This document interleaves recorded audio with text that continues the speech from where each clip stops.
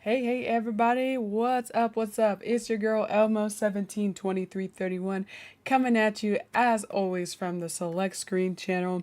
Today we have two special things on the agenda. Number one, because it's Lion King Day. Whoop whoop. Okay, today, June 24th, 1994, The Lion King was released. And so, gotta point that out. Check all the Lion King stuff in the background, and you know exactly what I'm saying that. Why I'm saying that? Because we love the Lion King. And in addition to that, we also love Iron Man. And tonight, Disney Plus released the first three episodes of Ironheart. So that's what's going down today for you guys. I'm super excited. I hope you're excited. So let's get this show on the road.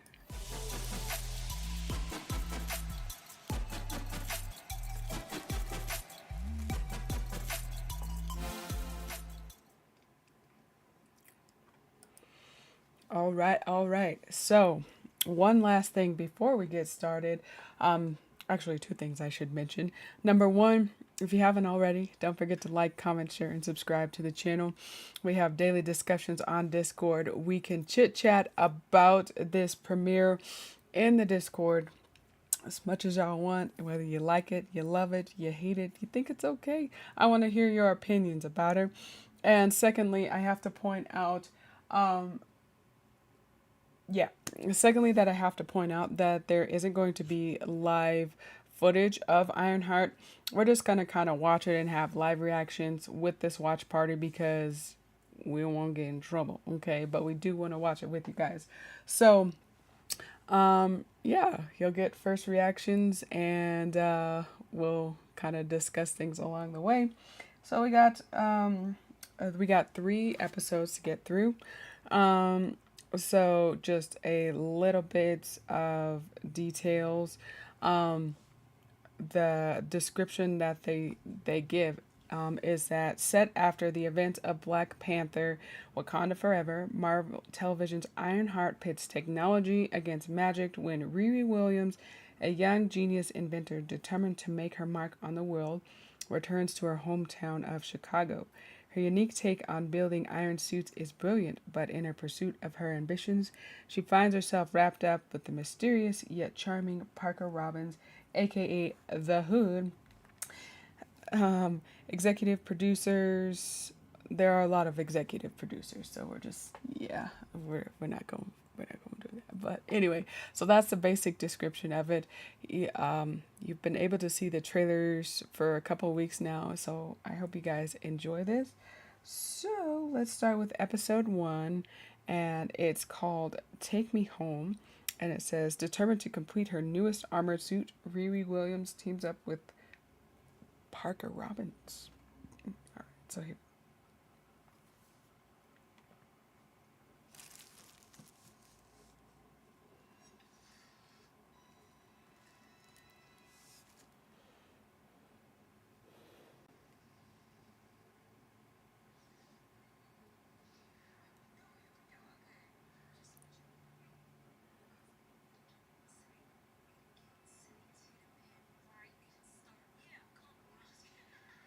Hmm.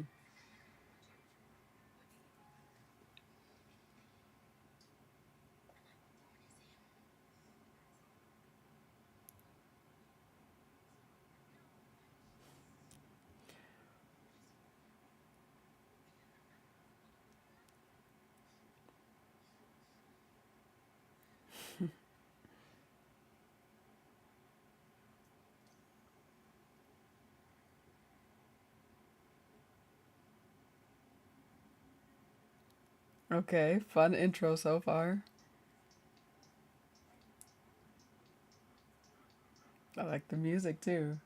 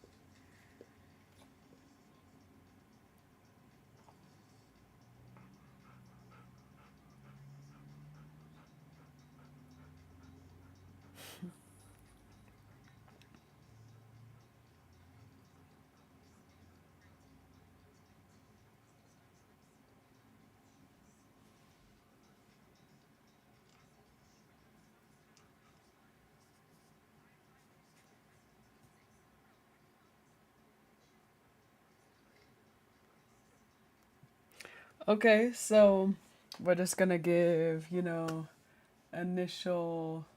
Let's see, let's make sure Twitch is acting right because Twitch doesn't always like to act right for me. But I'm gonna stop and start a little bit. Okay, so my initial reaction to this looks like a bomb series. Okay, it has like this really lighthearted, yet intelligent feel to it, which I think is what they were going for. Riri looks like she's really, like they said, ambitious. She looks like she's gonna be fun and just like, to be frank, the embodiment of a black woman that has some serious potentials, that has some serious smarts and street smarts. And, we were talking a little bit about this series even before it came out last week about how we want to see things represented in a positive light, in a good way. And so far, she seems like she's pretty bomb. So I'm digging it. I'm digging it so far.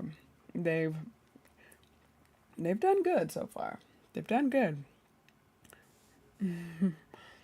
Like, now, this is the first few minutes, mind you, but so far, we're in the first 2 minutes and I'm liking it. Good impression so far.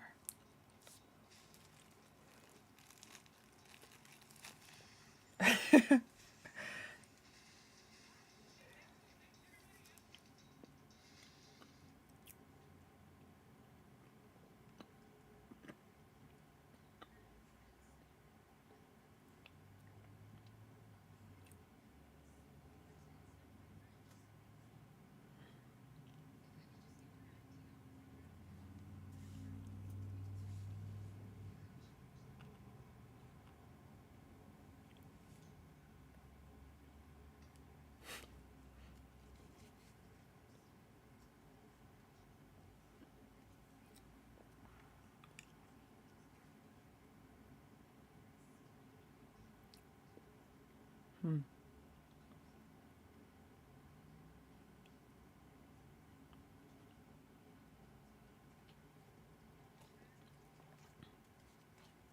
Ooh, sassy.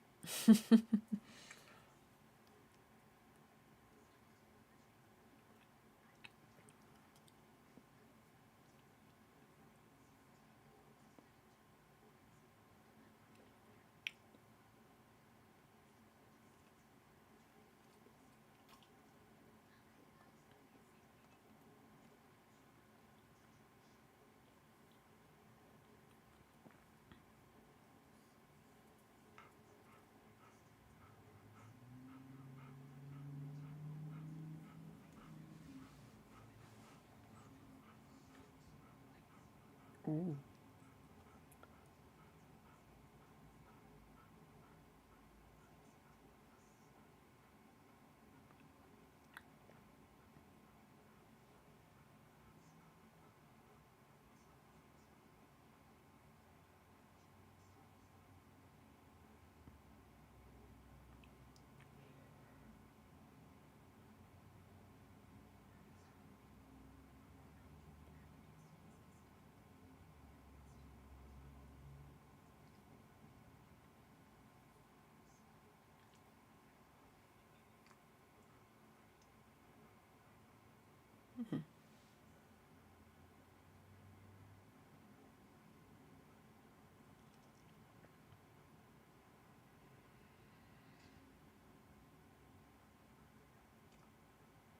Wow. Uh oh.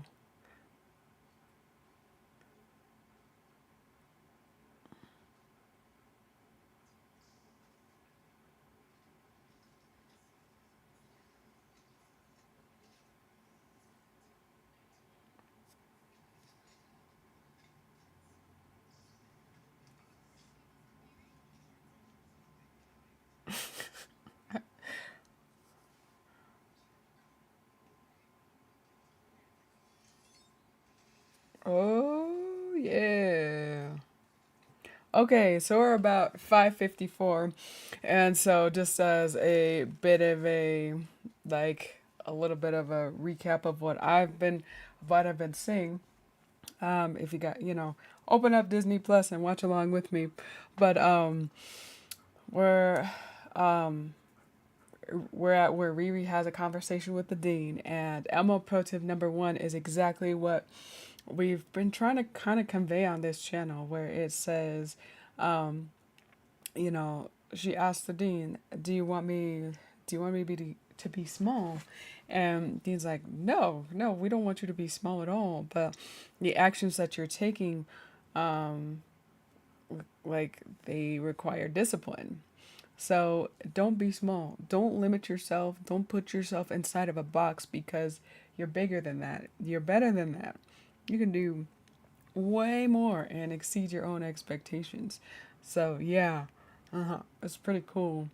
And then the dean's talking about how she sold assignments to the other universities, and so she's in trouble.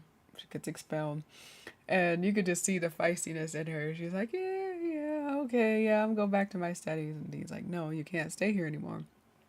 So he was like, all right, okay, cool. And so she's walking out, and she's getting her technology together, and we are compiling a suit as we speak. So here we go. And this suit looks bomb, by the way. Hey.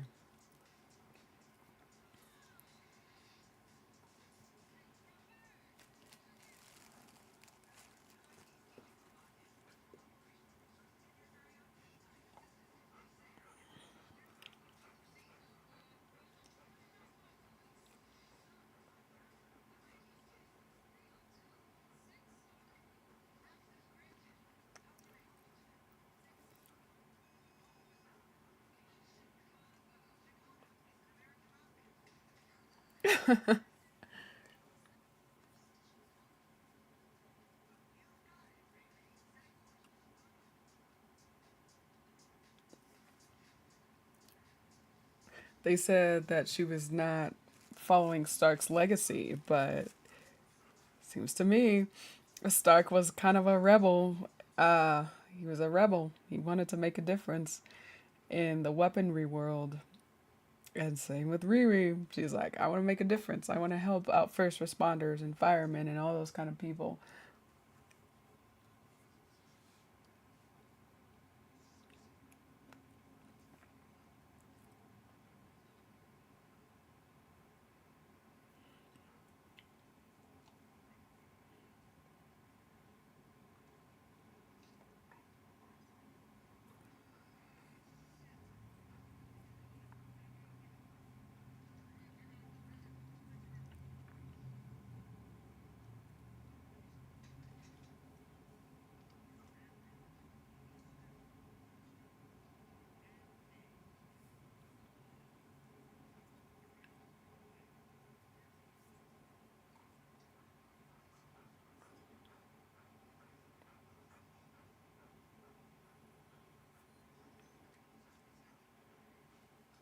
We got robbers.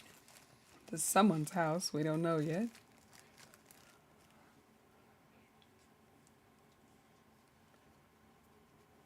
Weird robbers.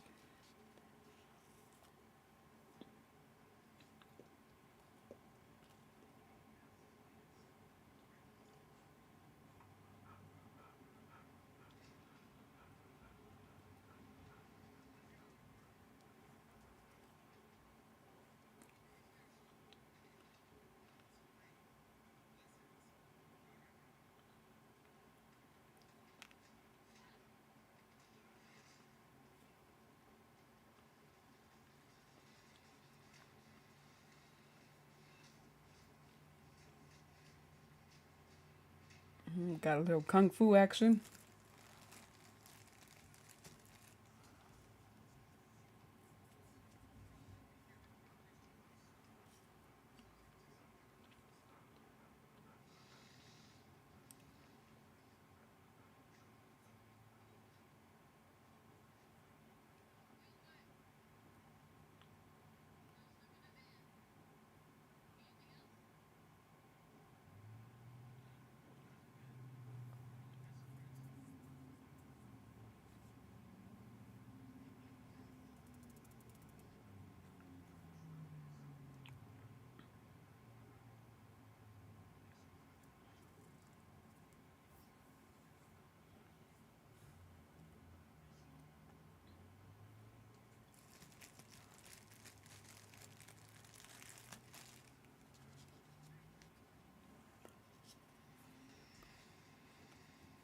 And and Riri has arrived in Chicago.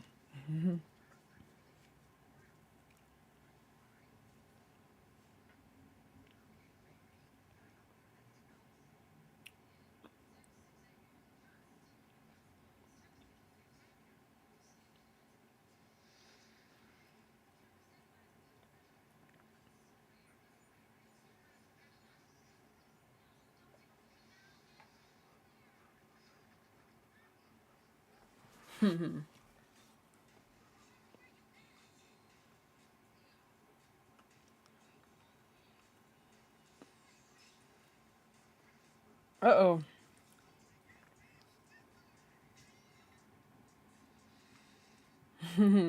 All right, so pause.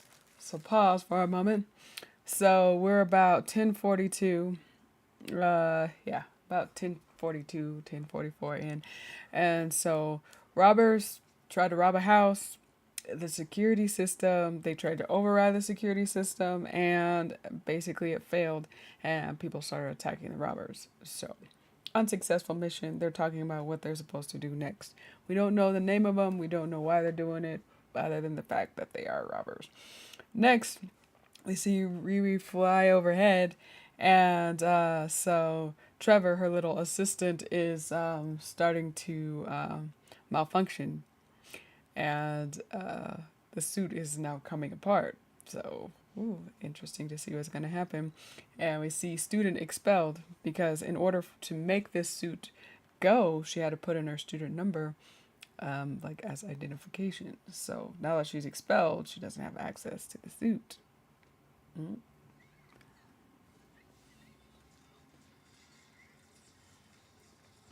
Uh oh. Ow. Oh, crash landing. Ironheart.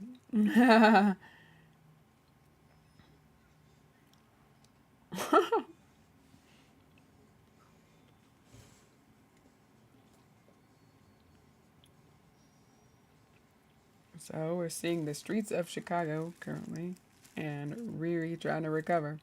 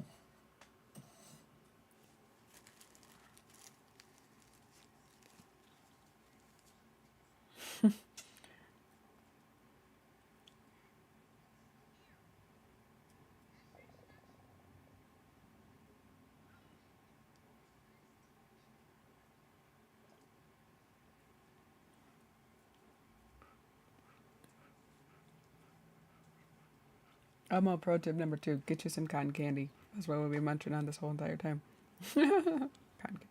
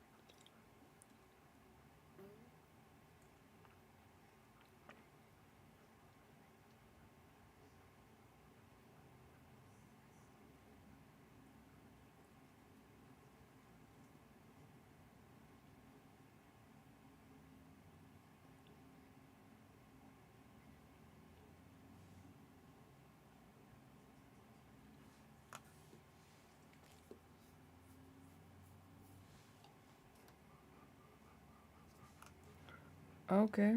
All right. So basically, Riri's mom just was talking about her behind her back to her friends, and then somebody we don't know his name yet, could be her friend Xavier, pops in the door, and they're talking about her building a suit instead of um, going out to the clubs and drinking and all this kind of stuff. So she's trying to explain, hey, I'd rather be a smart girl rather than the party girl, and why it's important, essentially. So we are about at 16 minutes. Oh, 16 minutes on the dot. So we got about 27 minutes left to go in this episode. Keep going.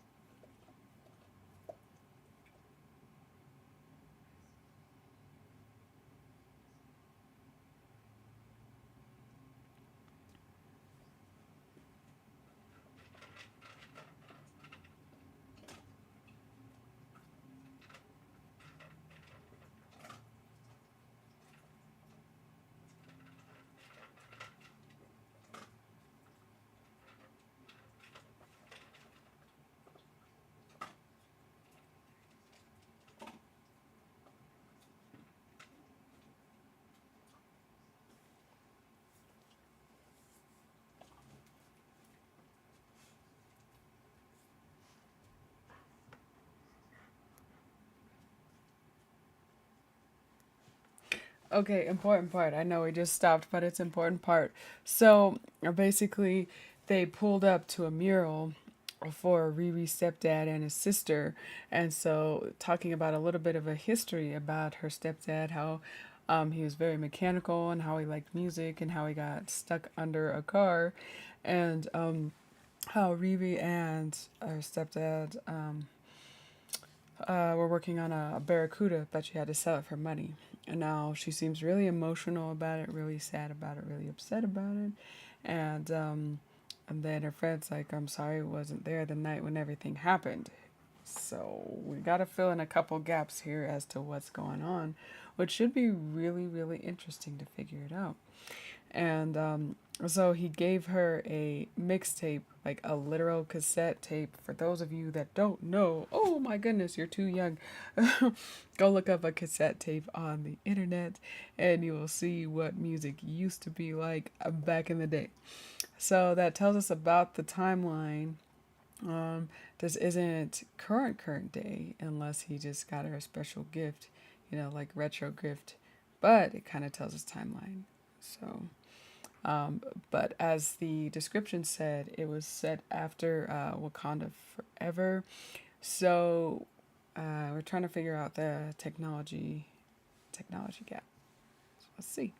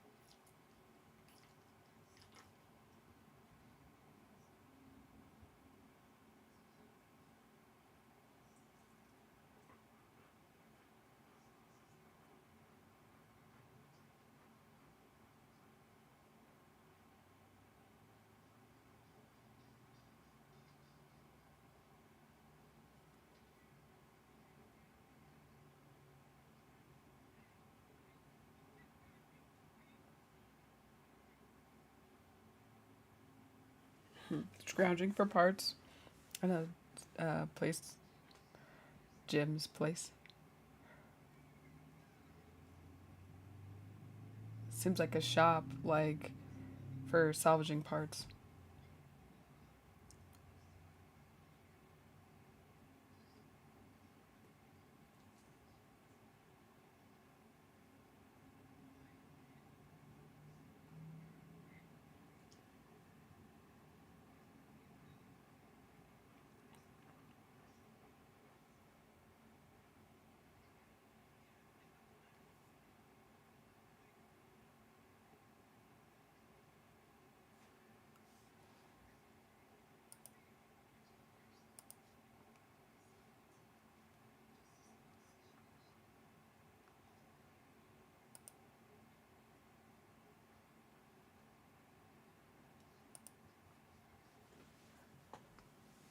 Mm.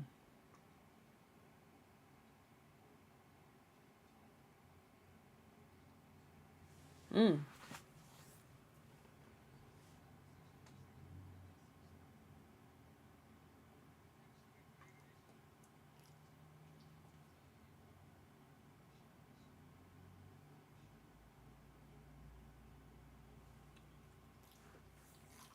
Hmm. Interesting. Interesting.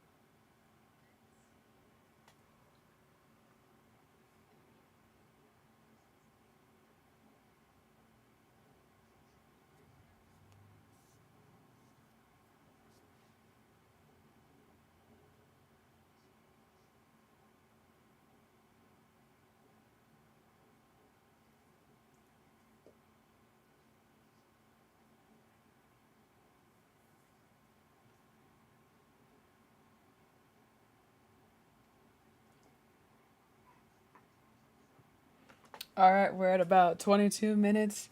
So basically, what was happening is that Riri was trying to haggle with Jim, and like I said, I guess he's like some kind of parts specialist, some kind of mechanic, and Jim knows all about her, has all of her accolades on the wall, and so this other dude, and I believe he was one of the robbers, just walks up to her before she was going to ask Jim for a favor, and basically paid for all the parts that she salvaged, and he's giving her a business card, and he's like, well, how come you don't work for Stark and all that, Stark Industries? And she's like, I don't have a lot of money.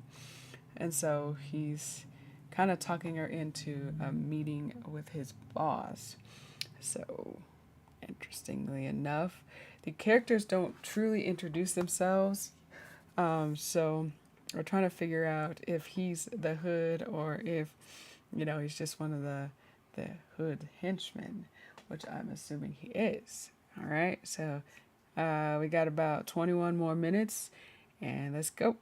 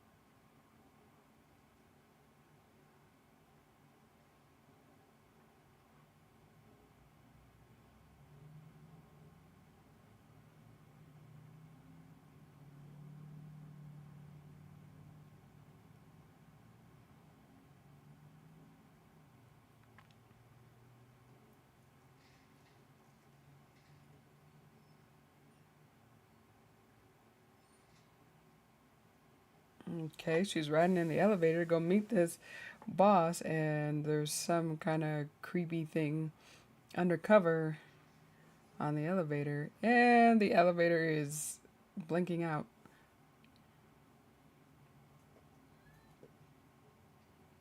Uh oh.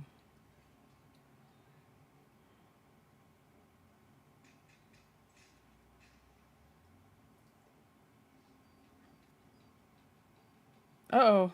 Looks like there's a bomb. And we're filled with smoke in the elevator.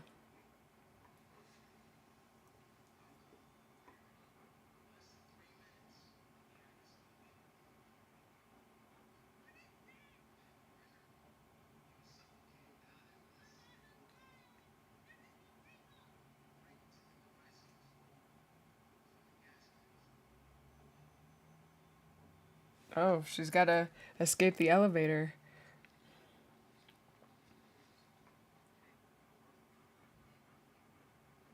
I think this is a test. Oh, yep, it is.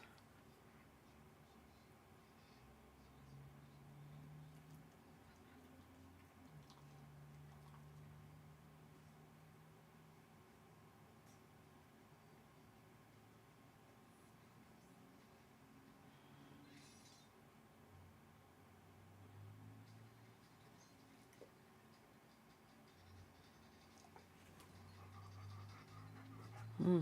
Trying to prove how resourceful she is.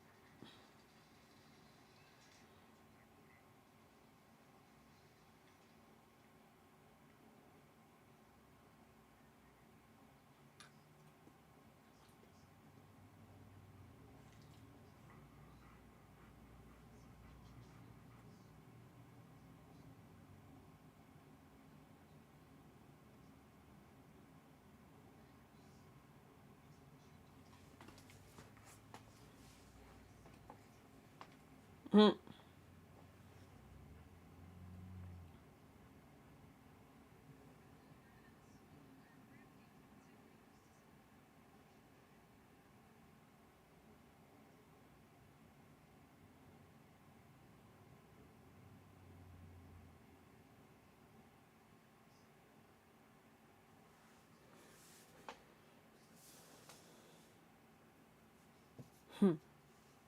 Okay, so he met up with the hood and the crew of robbers, and he's trying to make her feel special.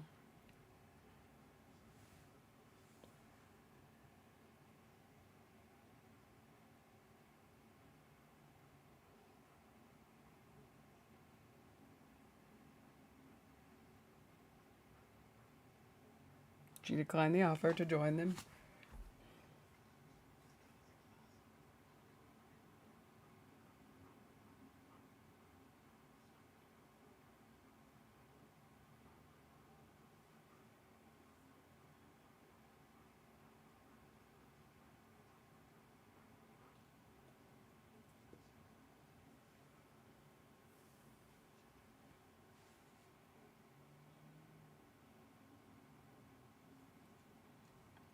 Bribery.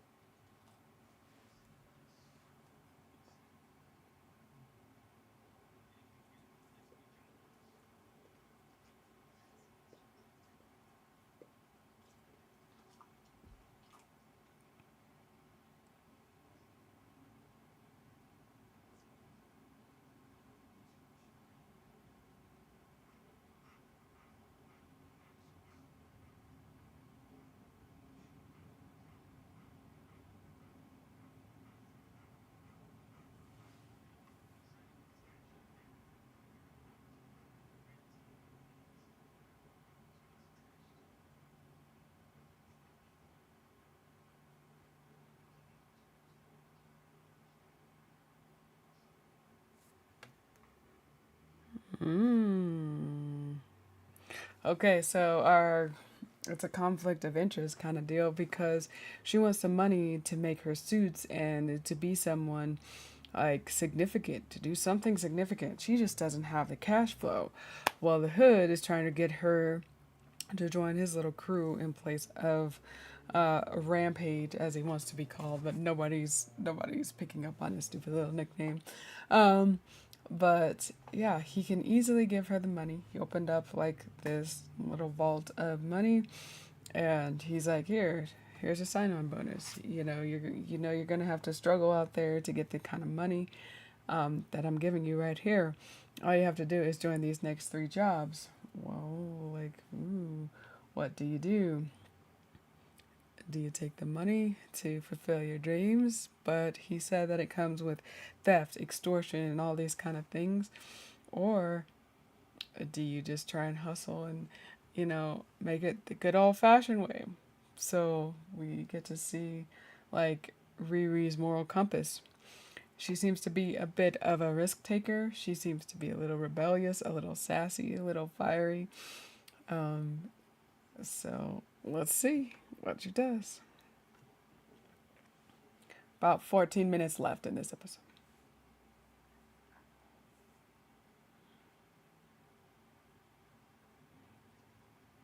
Oh, she took the money.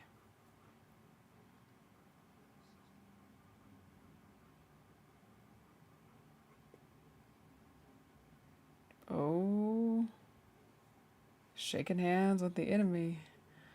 I don't know. It's a bad idea, but she wants something so bad. So, Elmo Pro to number three.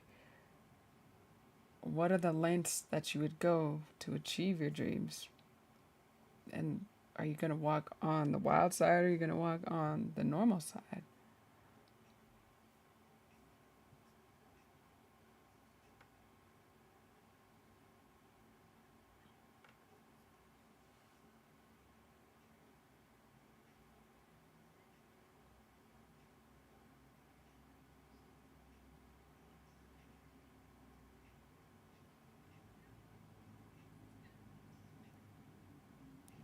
So she's listening.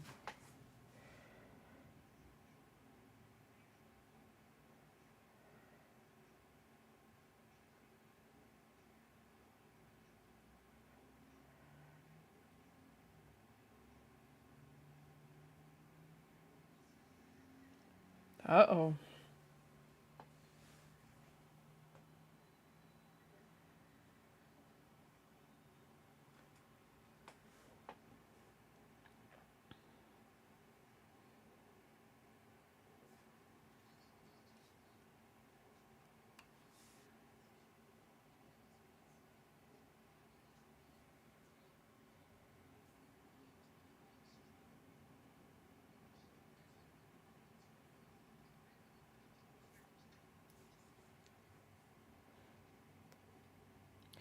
Hold on. Okay, I gotta check out something with Twitch right quick. I'm sorry.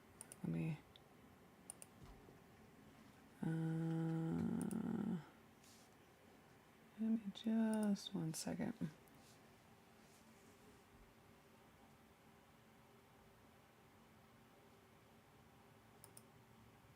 All right. Okay. Make sure everything's in order like it should be. Okay.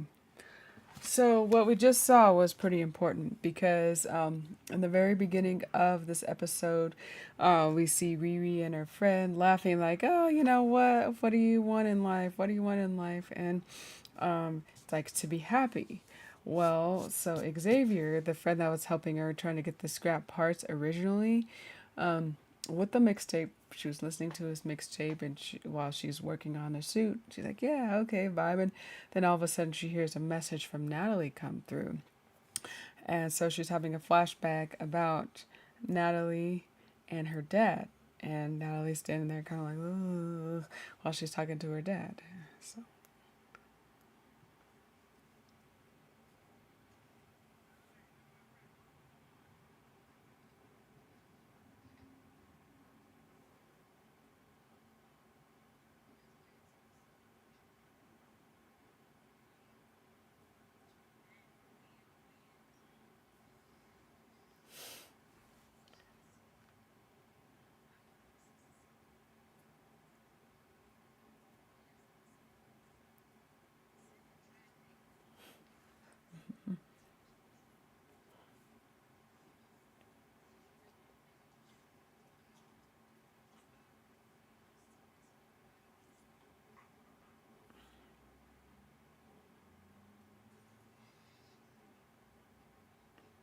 Mm. Uh-oh.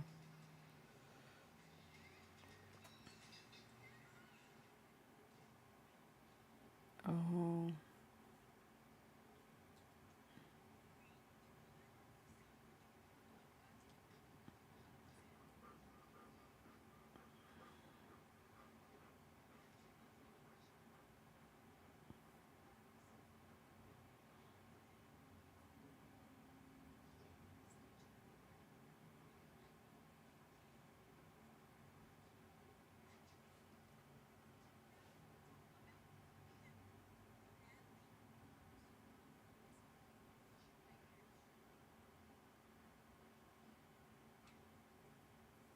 Hmm.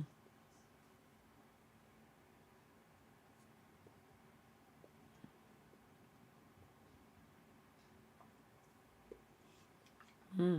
Interesting. Okay. Okay.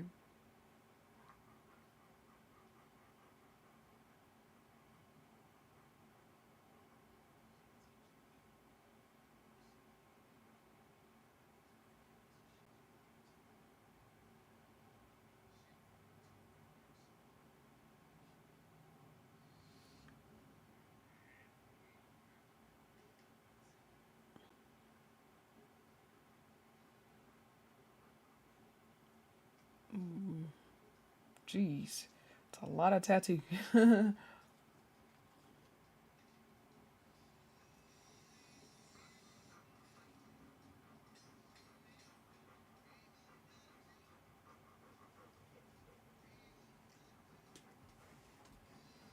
Fixing the suit.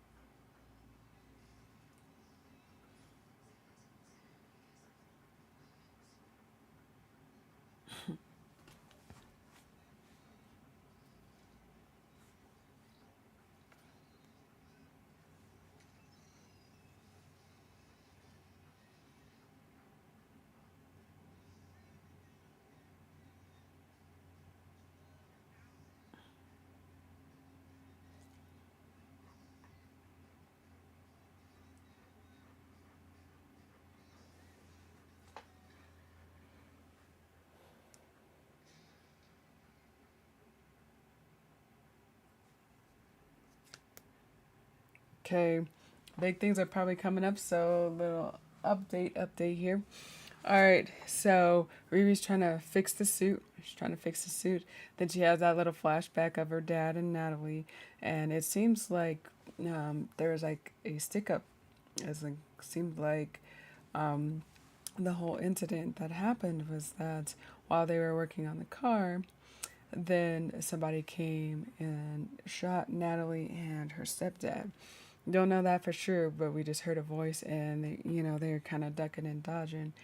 And then Riri started to cry, and so she goes back in the house and she has an argument with her mom about keeping their garage clean. And so it seems like those two are going to bump heads quite a bit throughout the series, but hopefully there's some kind of character development that makes everything okay. Um, we'll see.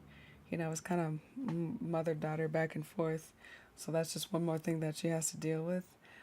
She's dealing with guilt. She's kind of like mourning, and so yeah, it's interesting. Meanwhile, as this is going on, uh, the the hood, I guess that's what we'll call him, cause I don't officially know his name yet, um, and his little henchman, um, basically he's getting a tattoo, and there's like a whole bunch of tattoos all along his back, and his henchman is like, I don't like doing this to you, and so I wonder if it's a matter of necessity. What's going on here? And he just opened up this big vault to reveal some kind of extra room. And we're about 7 minutes and 48 seconds.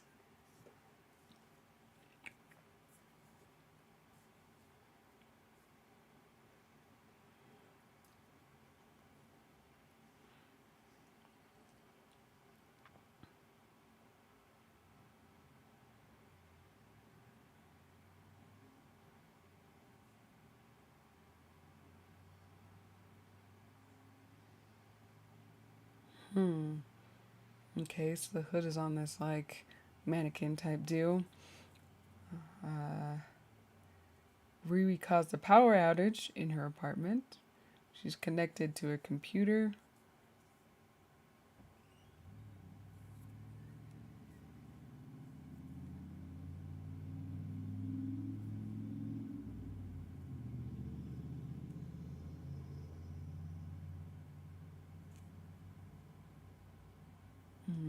Okay.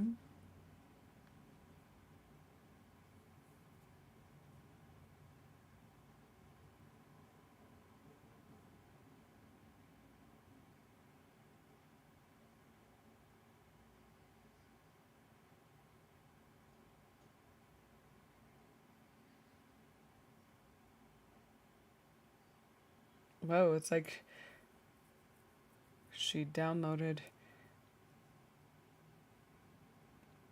her brain power into the suit.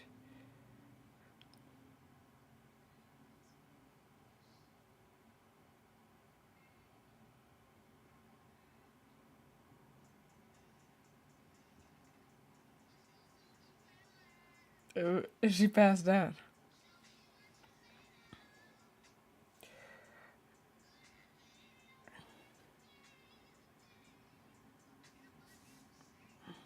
Okay.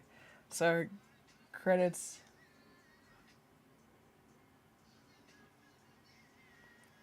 We'll listen through the first part. We'll do the first one.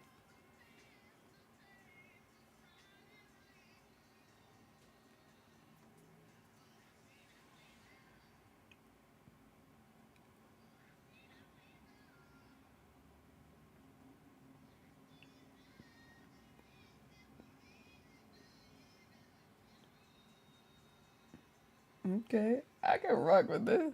Hey. Hey. Hey.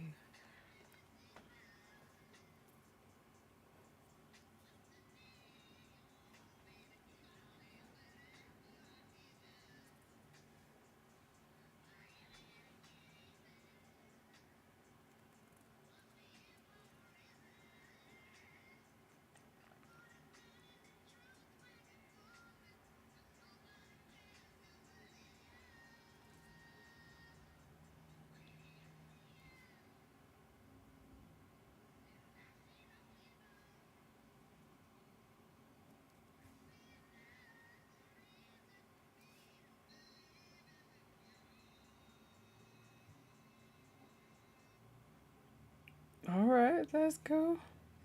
That's cool. So before we jump into the next episode, so my first impression, I am going to give it an A.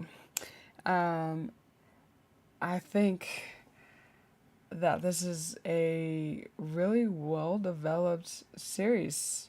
Just, what I get initially. It brings in the relatability of this, like, young woman trying to really achieve her dreams, something that um, not a lot of people are able to do, and she's got to use whatever means necessary to do so. She has support, but at the same time, she's got opposition. She's trying to fight through a few obstacles, and like she's putting like everything on the line. She's really street smart. She's really like logically smart. Um, Now, emotionally, I think that's gonna be her weakness. I think, like it sounds like she could have a temper. It sounds like she can really get upset easily. Um, but she doesn't get discouraged easily. Like one way or another, she's going to fight through everything, everything that she's been going through um, in order to get where she needs to go. I like her as a character. Um, the thing why it didn't get like the full A plus or like A plus plus, I would say that it's like a 9 out of 10. Okay, the first episode was about a 9 out of 10. The reason why it didn't get the full 10 points is because of the fact that there are still like gray areas that they haven't really clarified. And yes, I know it's the first episode. Okay, I know it's the first episode, and there's got to be gray areas in order to keep viewers and audiences captivated. But they have to do a little bit more fleshing out of what they have presented to the audience, in my opinion. Like I was kind of like, who is this? Who is this? Who is this? Um, yes, there's that mystery. There's that kind of drama in figuring out who's who and what their purpose is in the series. But the things that they do have, they needed to flesh out just a little bit more, just so that um, viewers aren't guessing. Like, let the gray areas be gray areas, but like the areas that we know need a little bit more clarity, in my opinion. But other than that, I'm liking it so far. I think like the culture of Chicago is incorporated. I think it demonstrates really well. Um, you know the technology side of things and the risks involved for this, what's at stake, and like the relationships. And so Trevor was Riri's little assistant when she was at school before she was expelled. Well, now Natalie was like standing in front of her in like what AI form, and so she just passed out. Like what? So it's gonna be interesting to see how Natalie plays a role in this, even though we know it's not Natalie, because the title of episode 2 is "Will the Real Natalie Please Stand Up?" So here we go.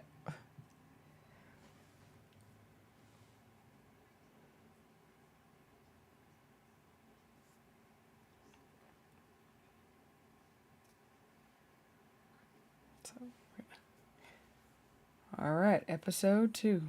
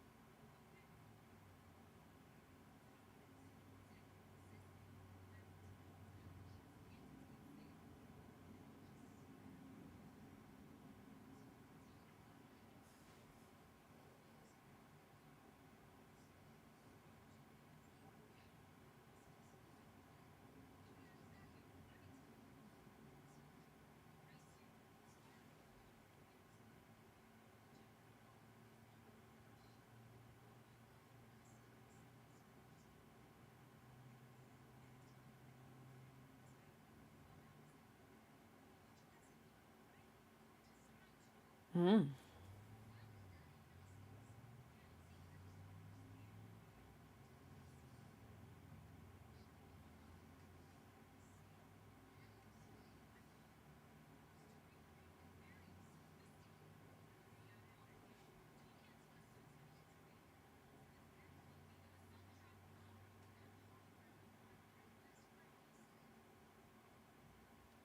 Mm. Okay. Mm.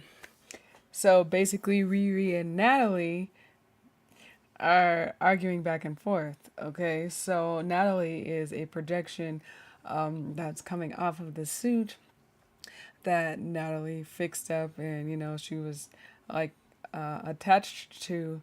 So Natalie's like, "Oh, if I'm real, could I do this?" And she like, she basically tries to um, go through an object, and she realizes, "Oh no, I'm a hologram." And so she uses the acronym Natalie as like an intelligence AI. The AI is calling itself Natalie because it looks like Natalie, of course. And Riri is like, run diagnostics, want to figure out what went wrong. And Natalie, Natalie is like, you're trying to get rid of me, but like, uh, she's like, you're trying to get rid of me, but I'm here. Why would you want me to run diagnostics to get rid of me? So, oh, there's a lot of back and forth. Like, it would be kind of scary to see the projection of your best friend who's passed away in AI form. So, yeah, no wonder Riri's freaking out.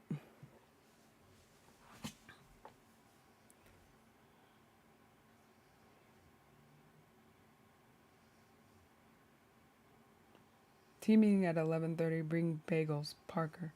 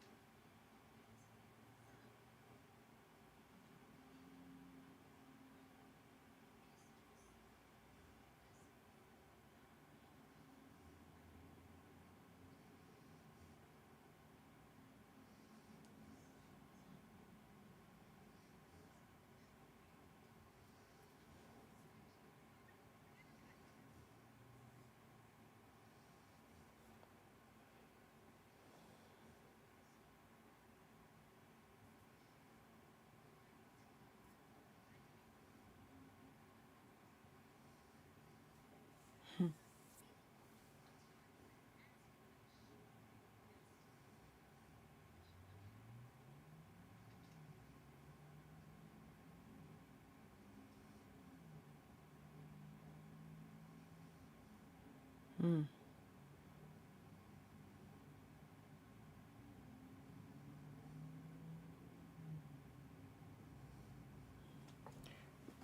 Like, she's having problems. Her friend's not there, but her friend is there. Nah.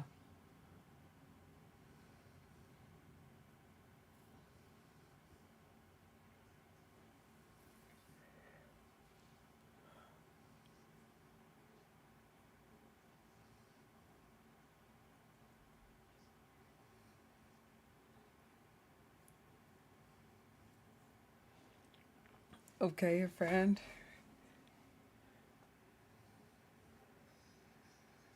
Her friend, I guess his name is Roger, not Xavier. I don't. Oh, okay. So, oh, pausing again. I know we're gonna stop and start, but it's important. So, Riri closed the door. She was like, Natalie, stay here. Don't touch anything. And Natalie's like, yes, okay, fine. And so we see Riri almost in tears, man. It's like, it's upsetting again to see like your best friend that's not really your best friend. It's just an AI projection from something you've made. Okay, so then her friend Roger shows up and he's like, hey, you wanna go out tonight and have some fun? He's like, yeah, send me the address and stuff.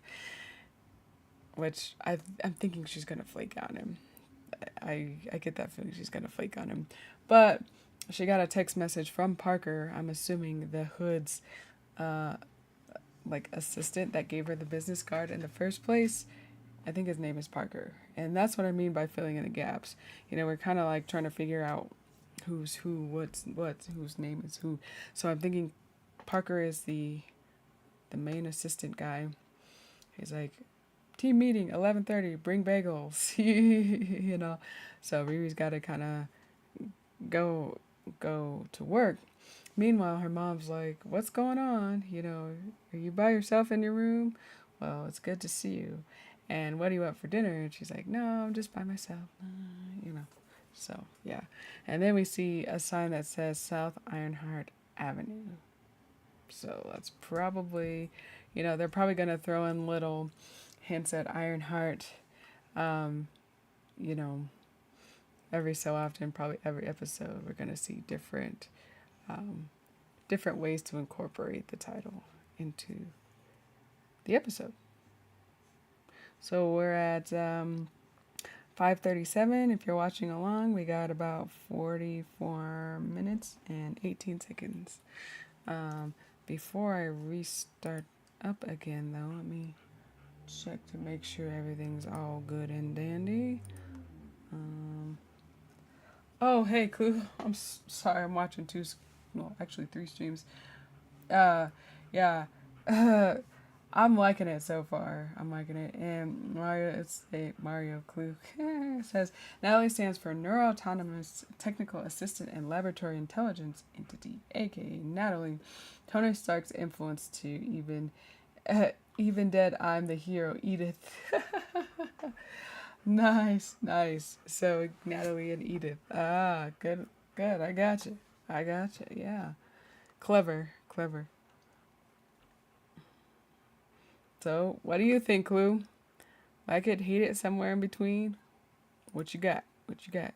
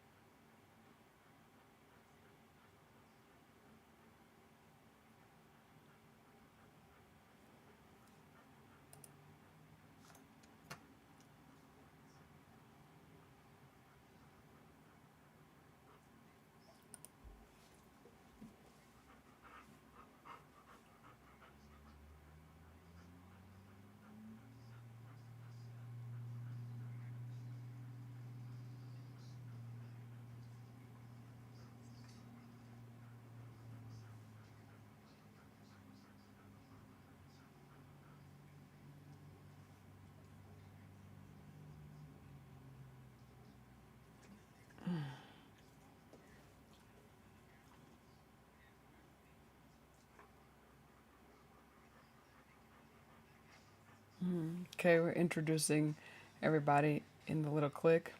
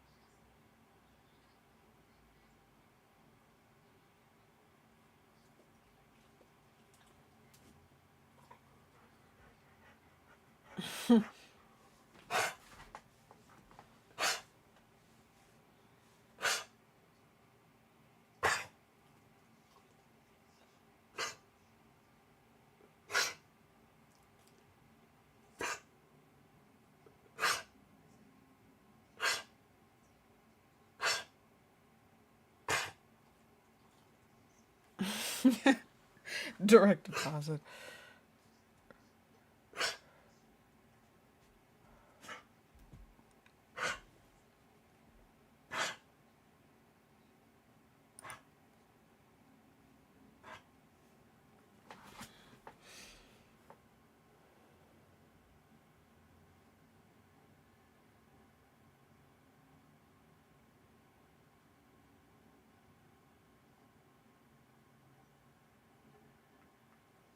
Okay, where's Natalie?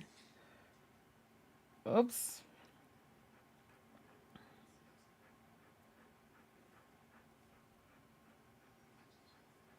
There she is.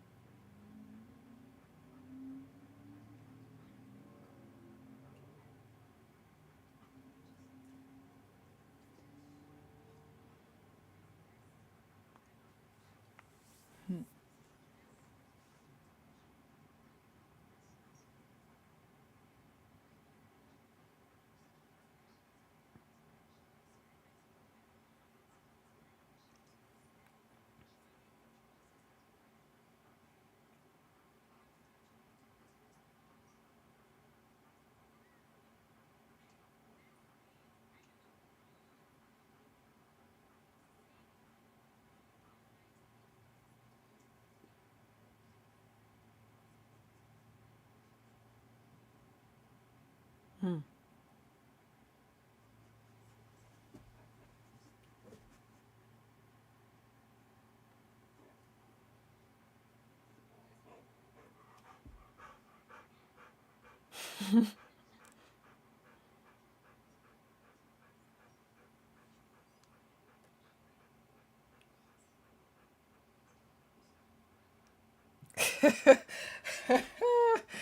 Okay, that's kind of I like this. I like this.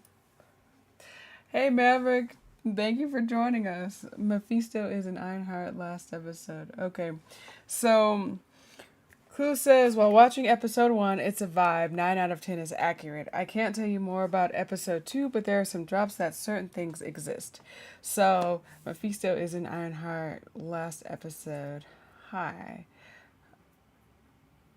Sasha Baron Cohen is Mephisto. Okay. All right. Okay. So, all right. I guess spoilers. Spoilers. Okay. Um. But yeah. Yeah. Yeah. So anyway. Let's try not to spoil it. Okay. Let's try not to spoil it. Yeah. Uh. Well, we already know that now. Too late now. But anyway, side notes. We are at about 11:32. 11:32 for the uh, yeah, for our timestamp. About 38 minutes and 24 seconds left in this episode. What I'm liking already is I'm liking the yeah, like we're going to have to. Yeah, and watch your profanity. Those are our main rules. Yeah. Come on, no spoilers, dude. Come on. All right. Well, too late now. Too late now. Dang. Dang, I wish I wasn't there, but okay. It is what it is. So back to the episode itself. I like the quirkiness of this one. I like the humor in it. Um, I like the kind of relationship that she has with Natalie. It's like her friend is back, and her friend is super duper smart. So just like she is, like Elmo pro tip number 4. It's like um, the company you keep is very, very important. So Riri, she's hanging around with basically thugs and stuff, um, all for money. But then she comes home to her AI best friend, and it's like that's like you have your best friend that's super smart, super fun, and just like the Natalie she knew, and then she's got these thugnificents over here, trying to do their own thing, and so no wonder, like Stewart, aka Rampage, basically blocked her, because she took his job as like the mechanics kind of person, in the group. So yeah, yeah. So interesting. I like the humor in it so far. I like the humor.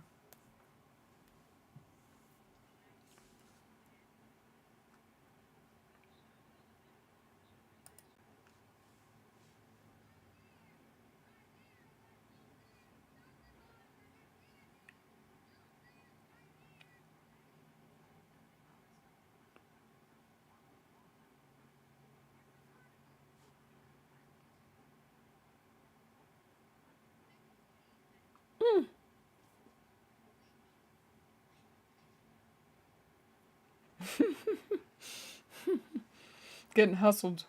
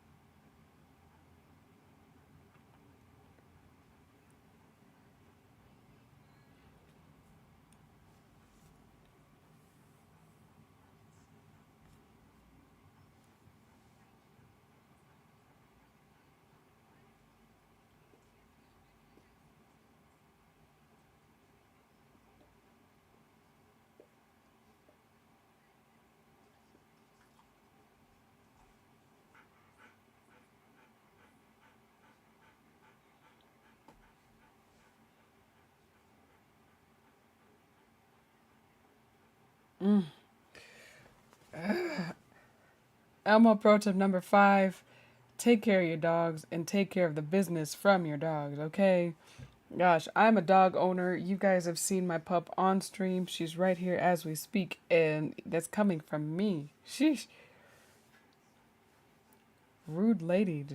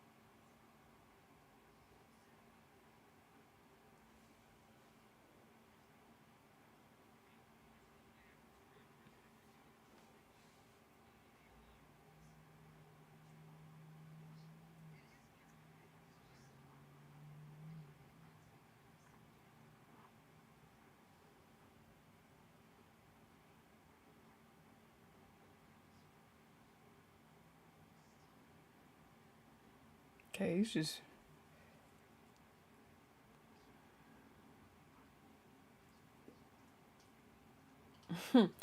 Okay, so Joe, she needs equipment.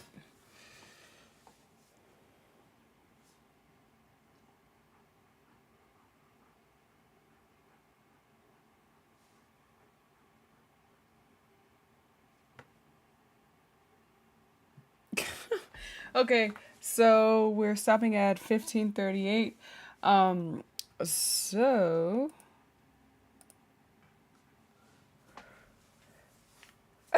Clue says diabolical, and I've never seen your dog. Oh, never seen her. Oh, okay. Uh, let's see. Do you want to see? You want to say? You want to say hi to everybody? You want to say hi to everybody? She just winked at me. So, so anyway, clues a fun fact. Alanis Morissette was also a child actor who starred in Nickelodeon's No You Can't Do That on Television. Nice. Okay, let me see if I all right, we're gonna move the camera. So I'm gonna block it right quick. Hang on.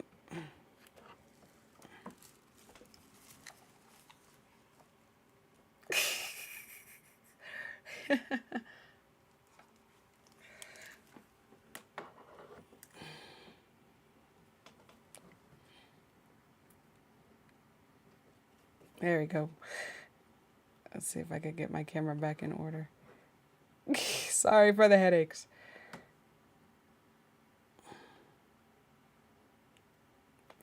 I shouldn't have moved it. I should have left it alone, but oh well.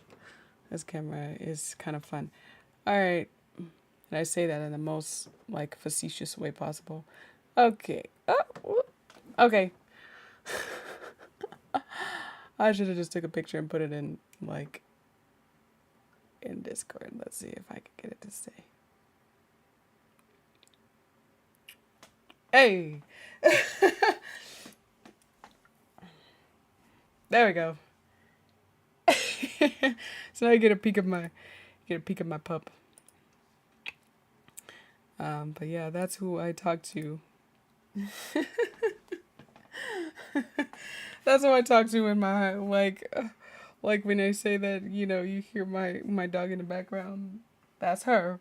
So that's Dices for all our selectors. she's just laughing. Uh, she keeps winking and laughing at me. So anyway, yes, that's a little bit more into my life. um, so as far as the episode goes, so Natalie just figured out how to text Riri, and she's of course baffled by that. Riri took her suit to this dude named Joe, and that's where um, the lady, uh, and her doggy deposits happened. So yeah, that's where we're at. Timestamp 15:38, 34 minutes and 17 seconds. All right.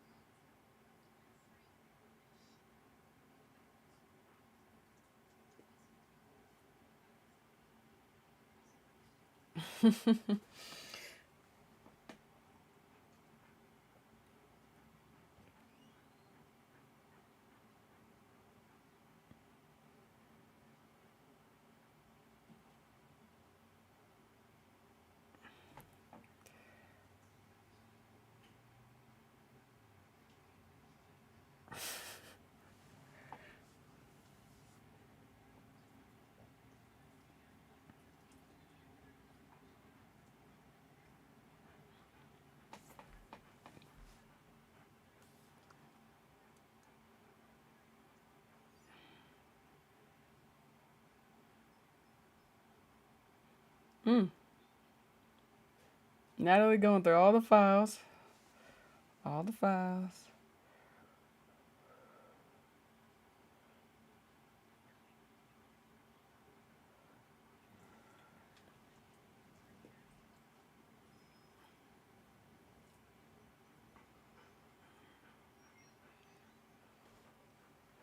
Hello, she's AI. She's gonna figure out a way to get untethered from the computer. By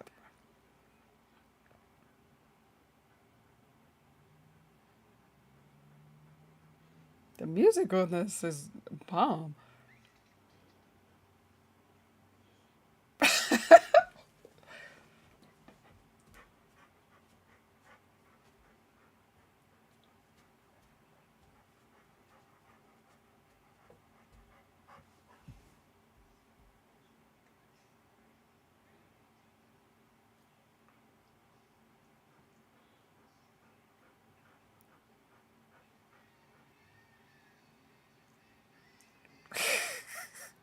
Wow.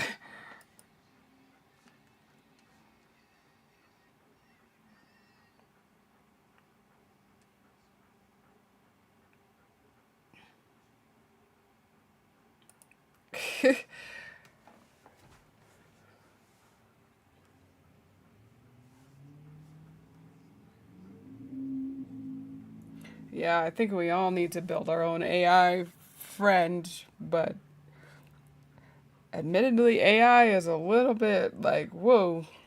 Like, imagine if AI were this smart. And I have no doubt that it can eventually get to this point where, like, Natalie basically just untethered herself from the computer and went to Riri's mom's projector. Technology is crazy, y'all. Technology is crazy, and that's why I'm like, whoa, AI. AI, I don't know. I'm kind of on the fence about it, even though it's already here. There's nothing I could do about it, but I just say, Elmo Pro tip number 6, be careful with all that. Technology is crazy.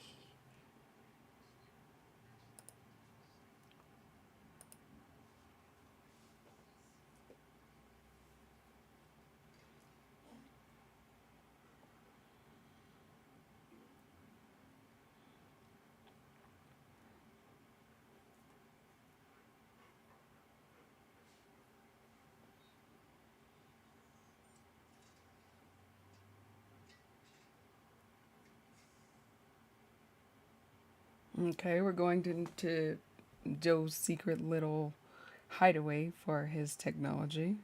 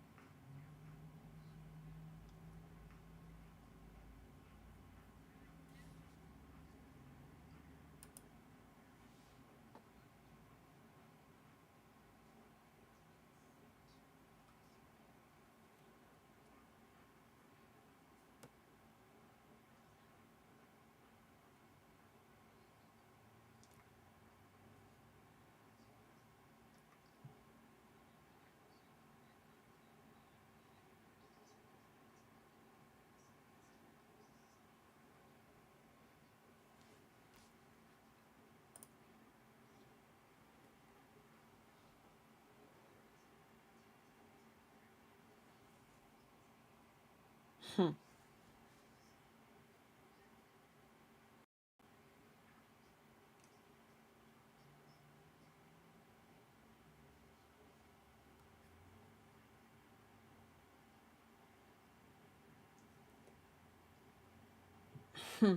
Okay, timestamp 23:48 into the episode, and we've got about 26:08 left. Clue says, I hate to tell you, AI is vastly advancing in the scariest ways. There's a face scan where you can change a person's face on TV for yours. There is a website that is also trying to advance an AI like that with face scanning for the wrong adulterous reasons that I saw, which is disturbing. When I say AI is vastly advancing in the scariest ways, that's one of the many outside the political side of it. You know, like, I hate to be the, like, that person, but I'm always wary of new things, okay? Like, I'm the kind of person that when debit cards switched over from just the black barcode to the little chips inside of them, I was probably one of the very last people to do so. Okay, I like I like cash rather than even like all these technological type of deal, like the even the touchless type of stuff. I'm like, no, no.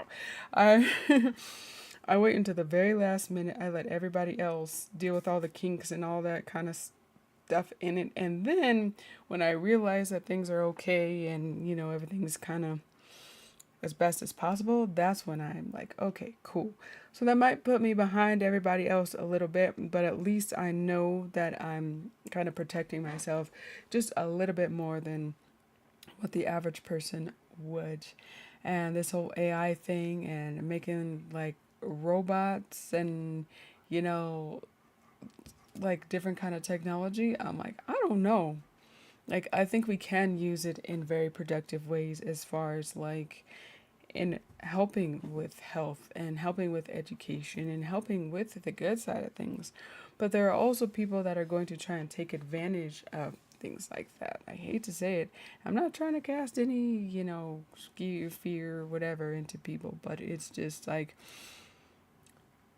everything that we do has consequences and repercussions. There are benefits and there are downfalls to everything that we do. Hence, exactly why like this show is so relatable. Riri is like, okay, I got to do this in order to make this happen, but I have to do this. She has blackmailed Joe into giving her the technology that she needed. Okay, and she's like, oh, I just did this because I could, and it's like, no, no, there's another external reason outside of why you're building the suit. you know, there's another reason why you're building the suit that don't want to tell people, right? Or be completely honest with people. So interesting, eh?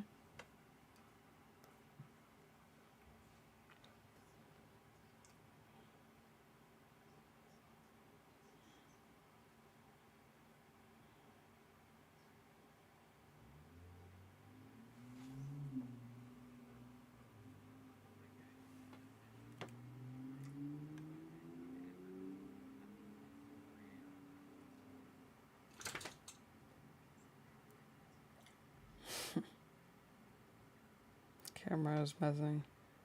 Sorry.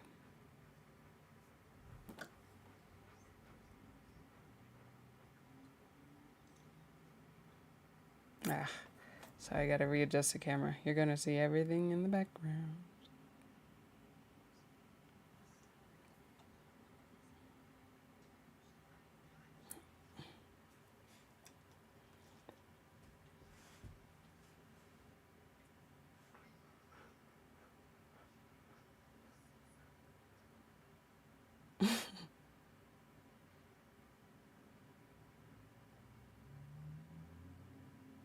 Joe was afraid of touching his own technology.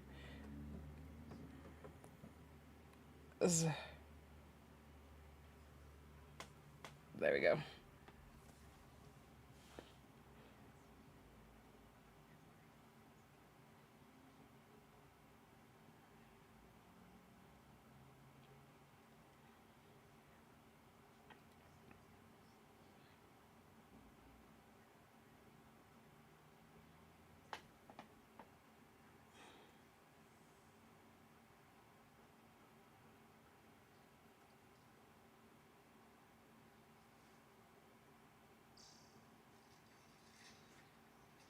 Ooh, she's opening the suit.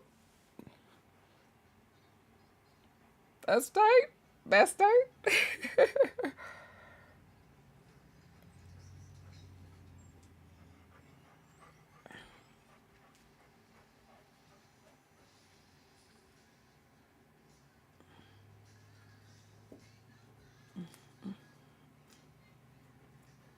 Hey, get it. Hey, hey.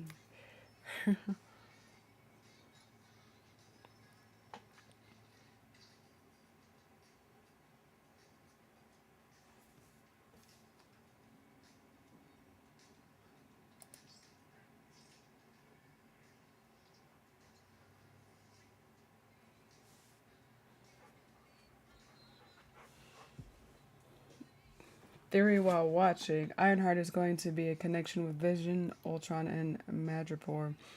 Possible. Yeah. Interesting theory.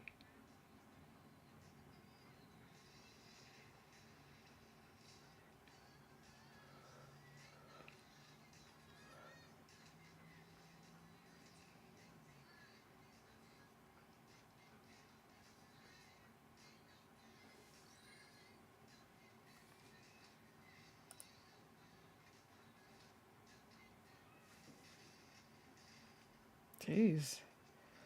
We got some fighters. We got some, like technology. We got some pyrotechnics going on here.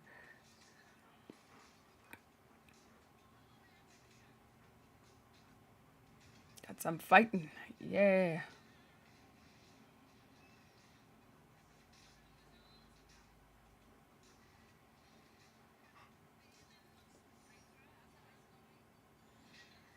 Ooh, ooh, ooh, ooh. Natalie.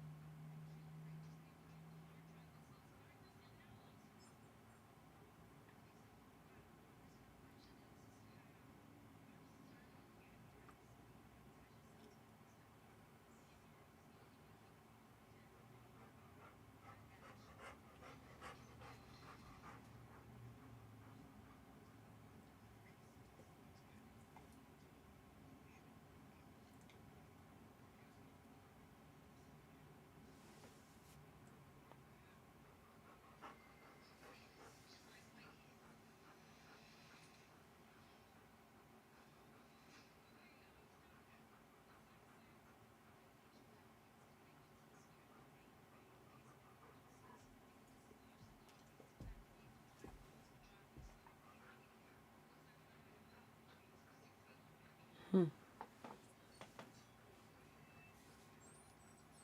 Maybe this will be Natalie's chance to prove herself.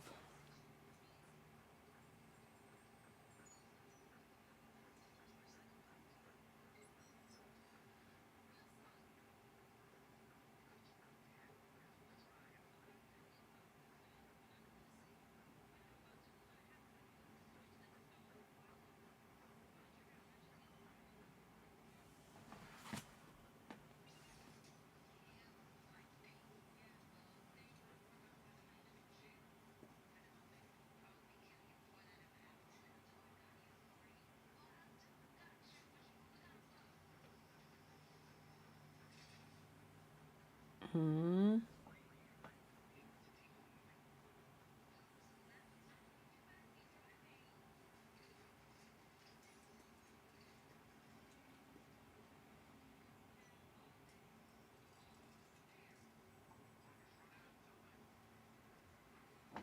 Uh,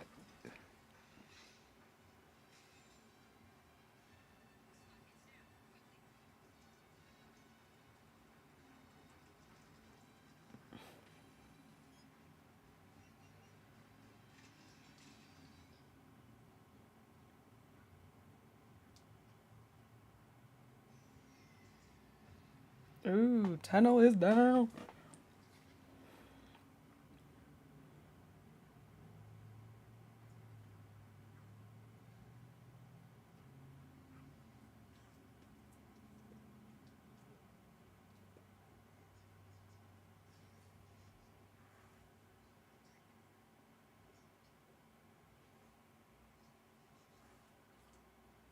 Mhm. Who says, you know what? We had Hannibal Buress and now Eric Andre. We just had two Cartoon Network Adult Swim stars in the MCU. Hey, hey.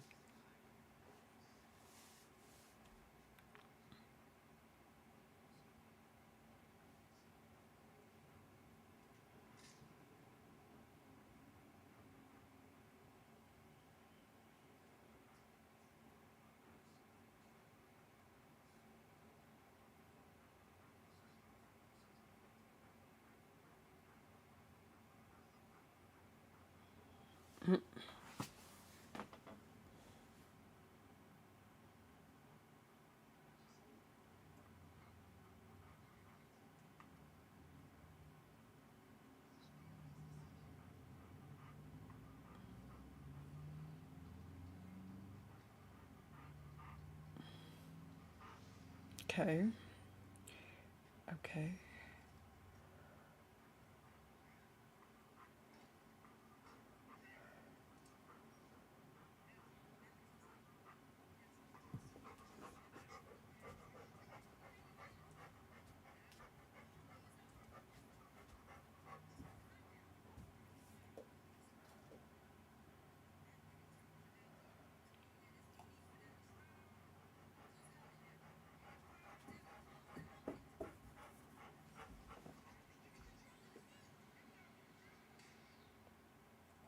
Uh oh.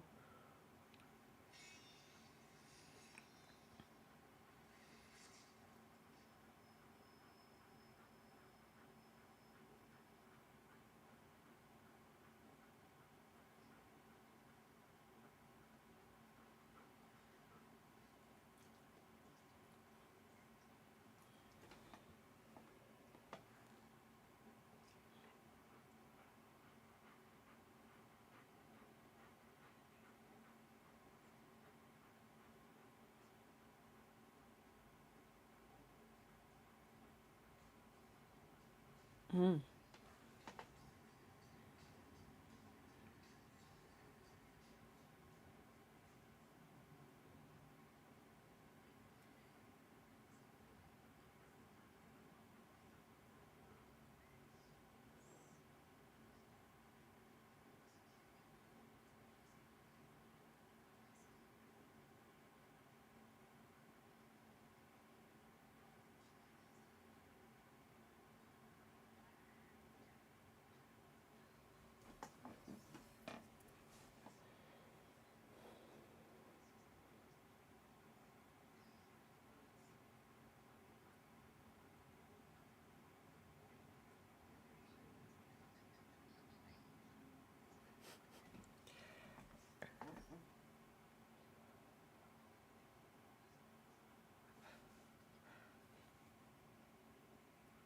Okay, timestamp 34:25, 15:31 remaining.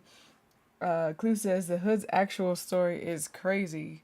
So what just happened in the episode? Natalie is starting to glitch, and so Riri can't close her helmet. She can't escape, and there's a security guard like pointing a gun. He's like, "Put your hands up, put your hands up," and she's like, okay, I need some help here. Need some help here."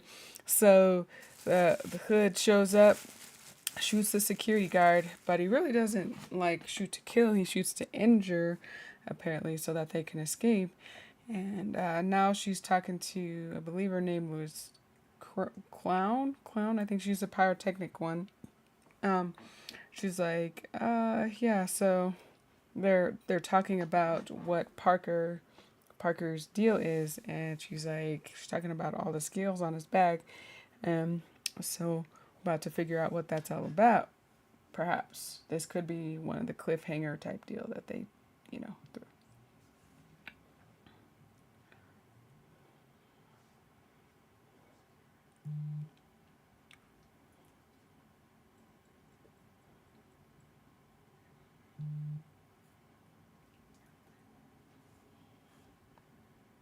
She forgot about Roger. I knew she was going to forget about him. I knew she was going to forget about him.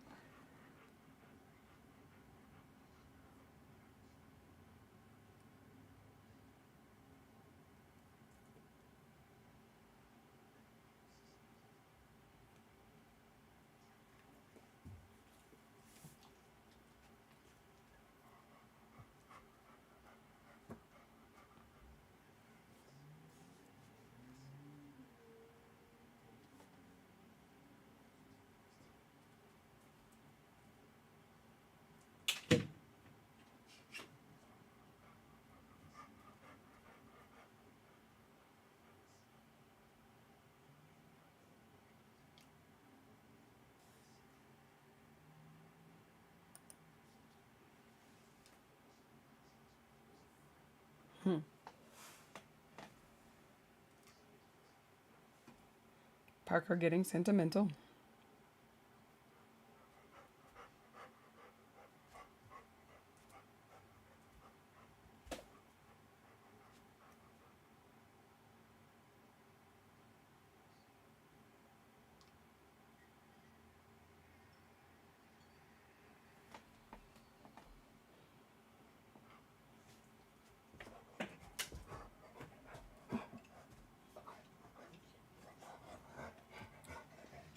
Riri doesn't seem to want to call herself a thief, but the whole party thing, celebration,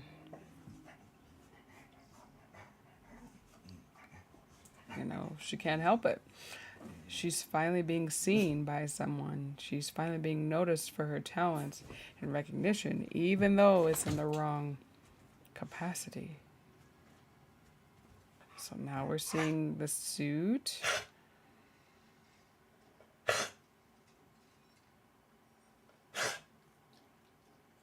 There you are, Natalie.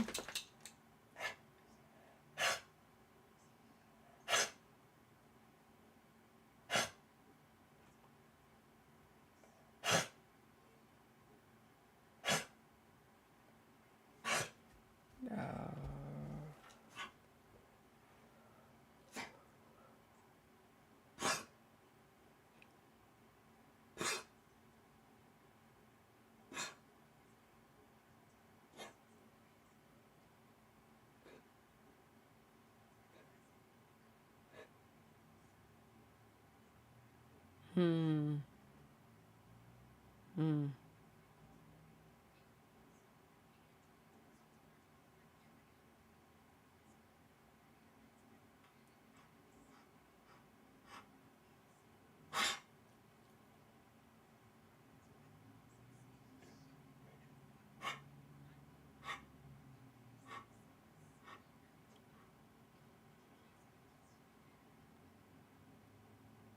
Hmm.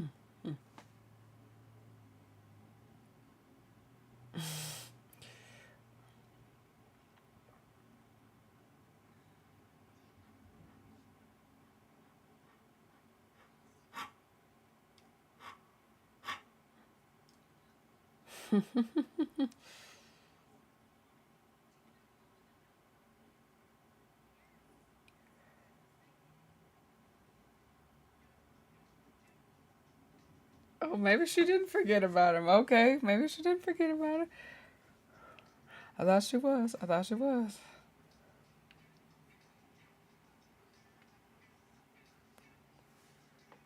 She showed up for him. All right.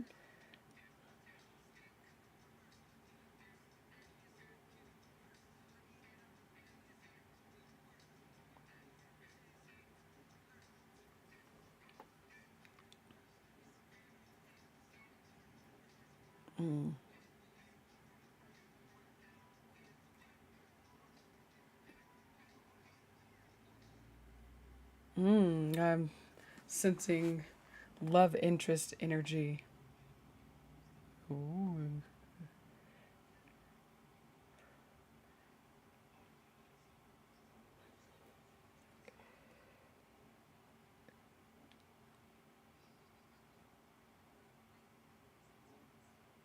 Mm.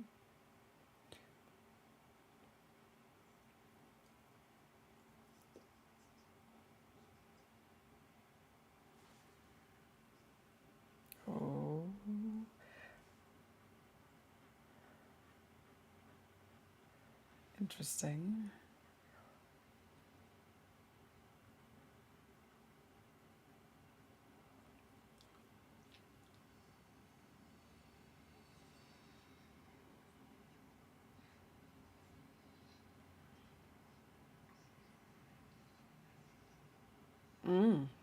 Okay. Whoa. Whoa. What is going?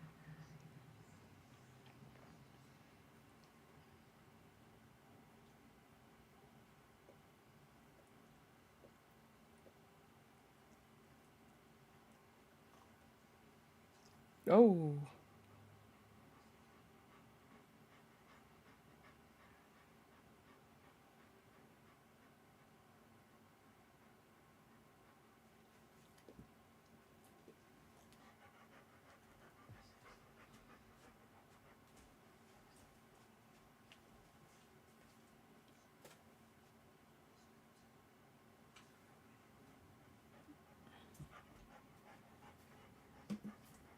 Mm.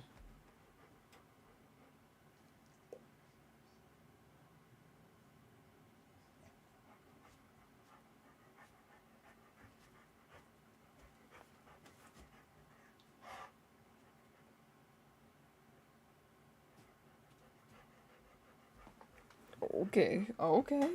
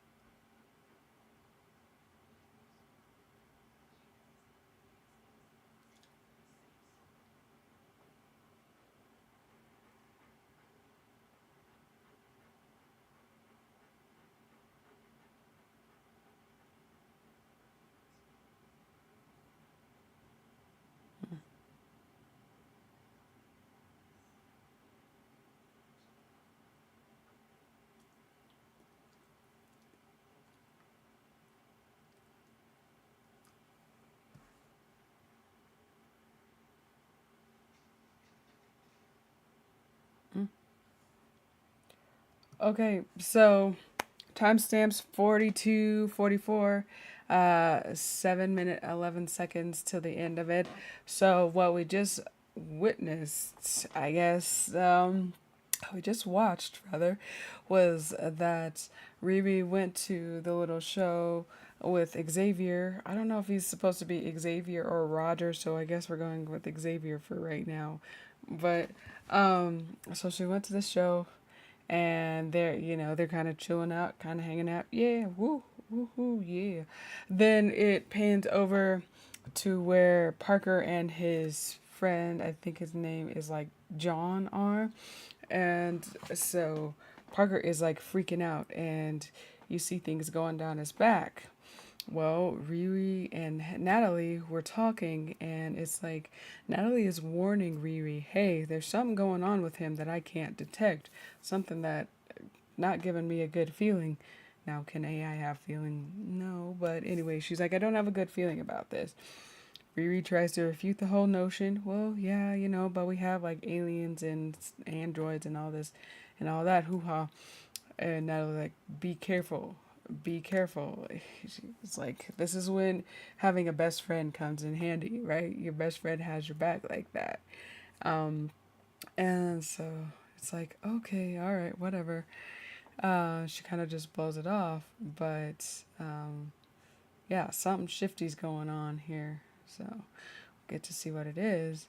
Then Riri gets home and she's talking to her mom about how she recreated Natalie and that Natalie's really cool and amazing.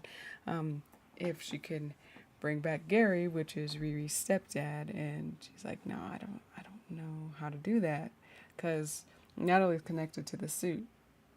And so that would probably require Riri building a whole other suit in order to bring Gary back. And would you want to make a suit for her mom? Probably not. But she could probably figure out another way. She probably could. Riri's smart. She probably could.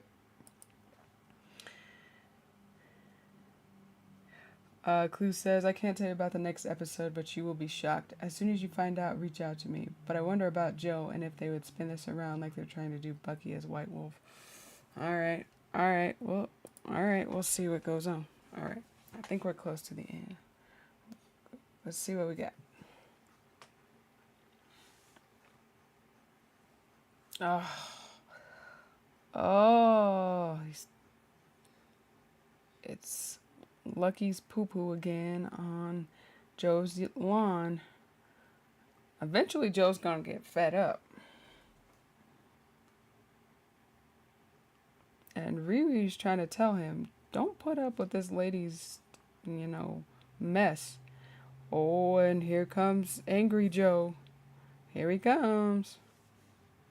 What's he got?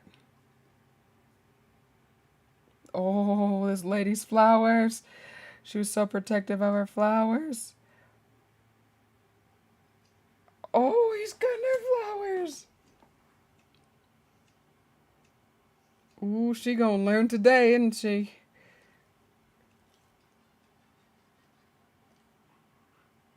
He shouldn't let himself be pushed around by.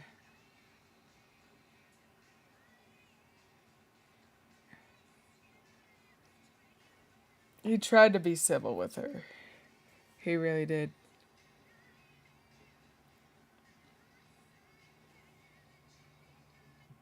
All right, so we finished episode 2. So there's about one more episode. One more episode that we're going to watch. There's 6 episodes in total for this series. Now, this episode, I think I'm going to step it up to 9.5. I think I'm going to step it up to 9.5 because, like I said earlier, I like the quirky humor in it. I think they're doing a much better job filling in those areas that I talked about with the first episode. And we're actually getting to learn about people and start to care about the characters. We're starting to figure out a little bit more about the Hood and what he's all about. And there's some emotional connection behind it.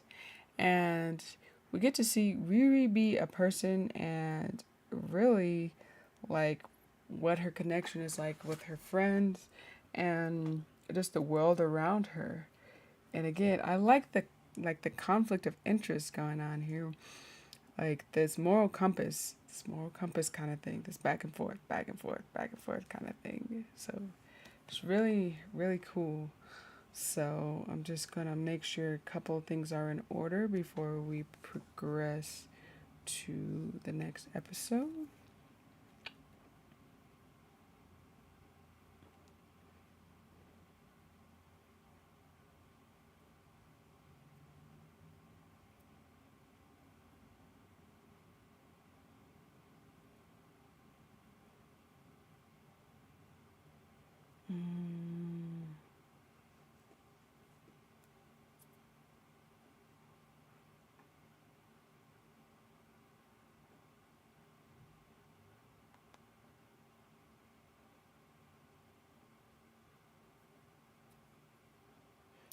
Okay. Alrighty, I think that's good. Looks like our Twitch is running fine. Okay, on we go. Third and final episode of tonight.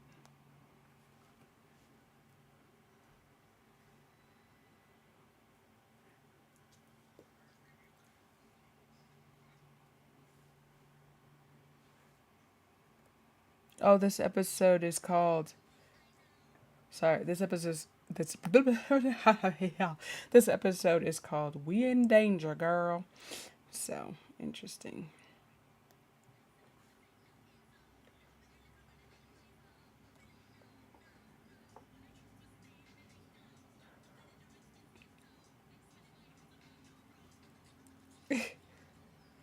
Oh, money, money, hey, money. So I'm assuming they did another job. She said, money, money.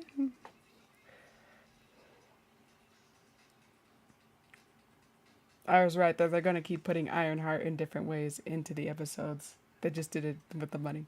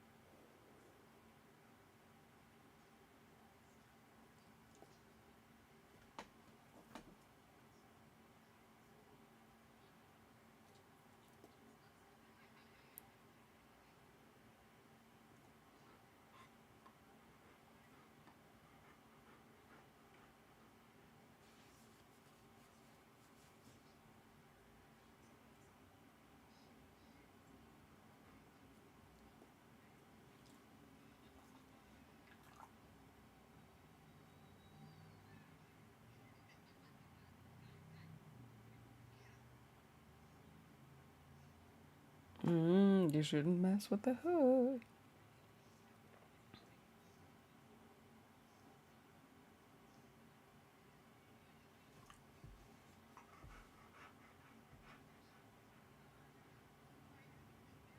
Uh oh.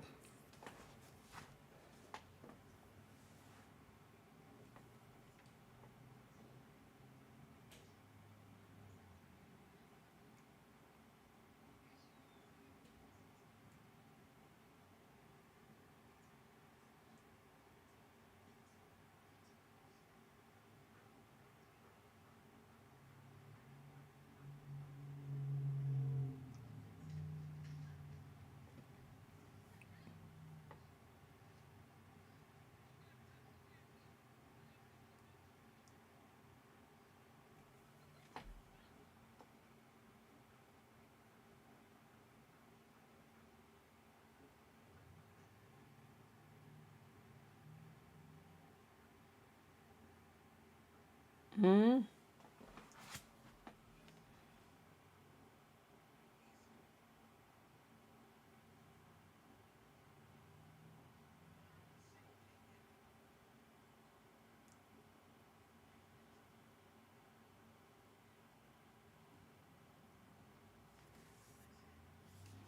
Fighting amongst the crew.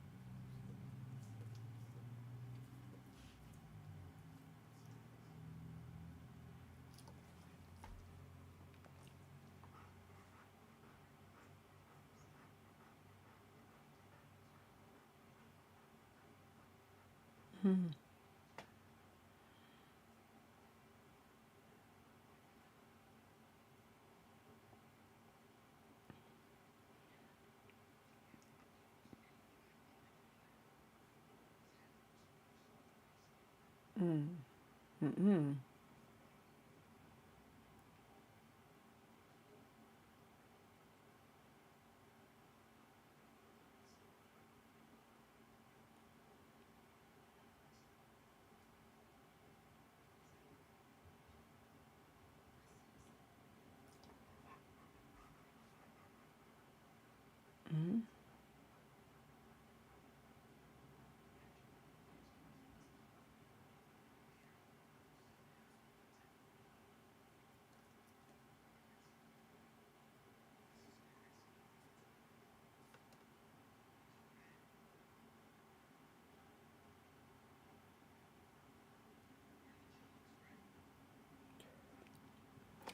Okay, so timestamp 707.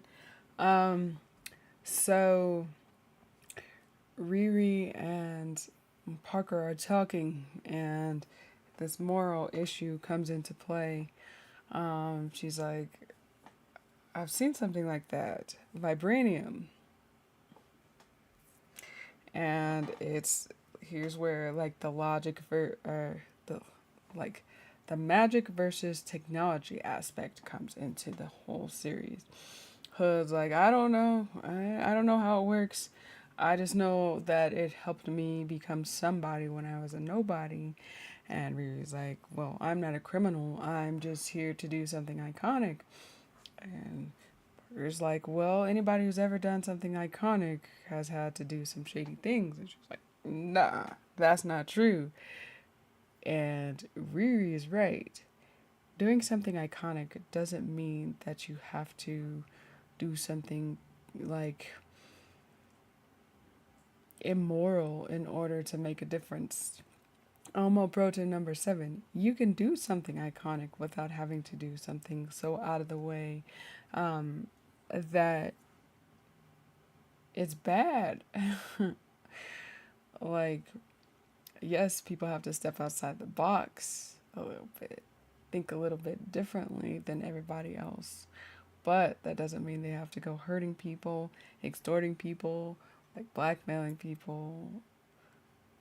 It takes an out of the box thinker to make a difference a little bit. Because if you're like, if you just go along with what everybody else says, then you don't have your own, like, you don't have your own mind. And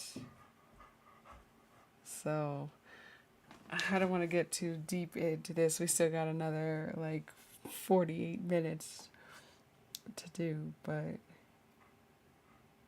you can do big things without having to do big bad things. All right? All right.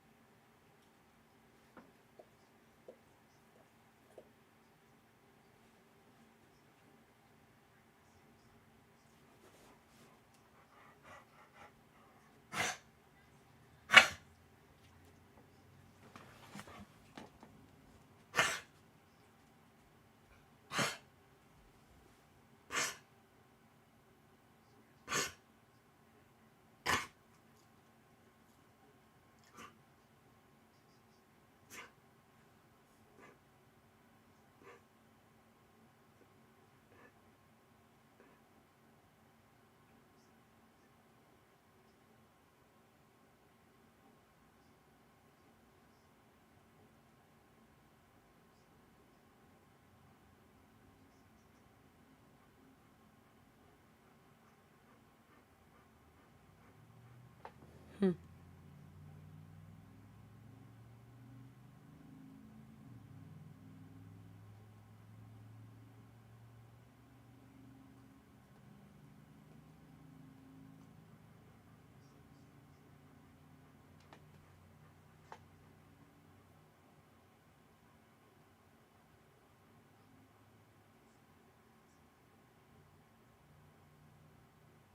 Hmm.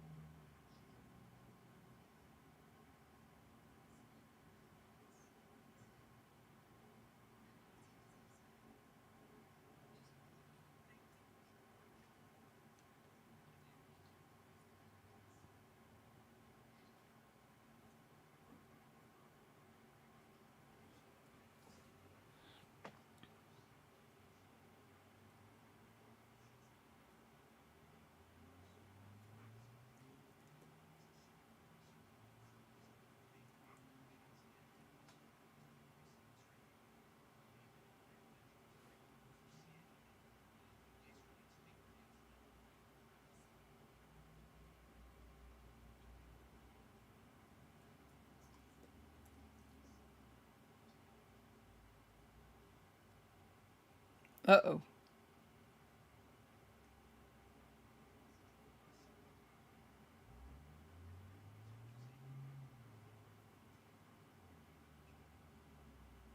Uh oh. Joe blackmailing Riri right back.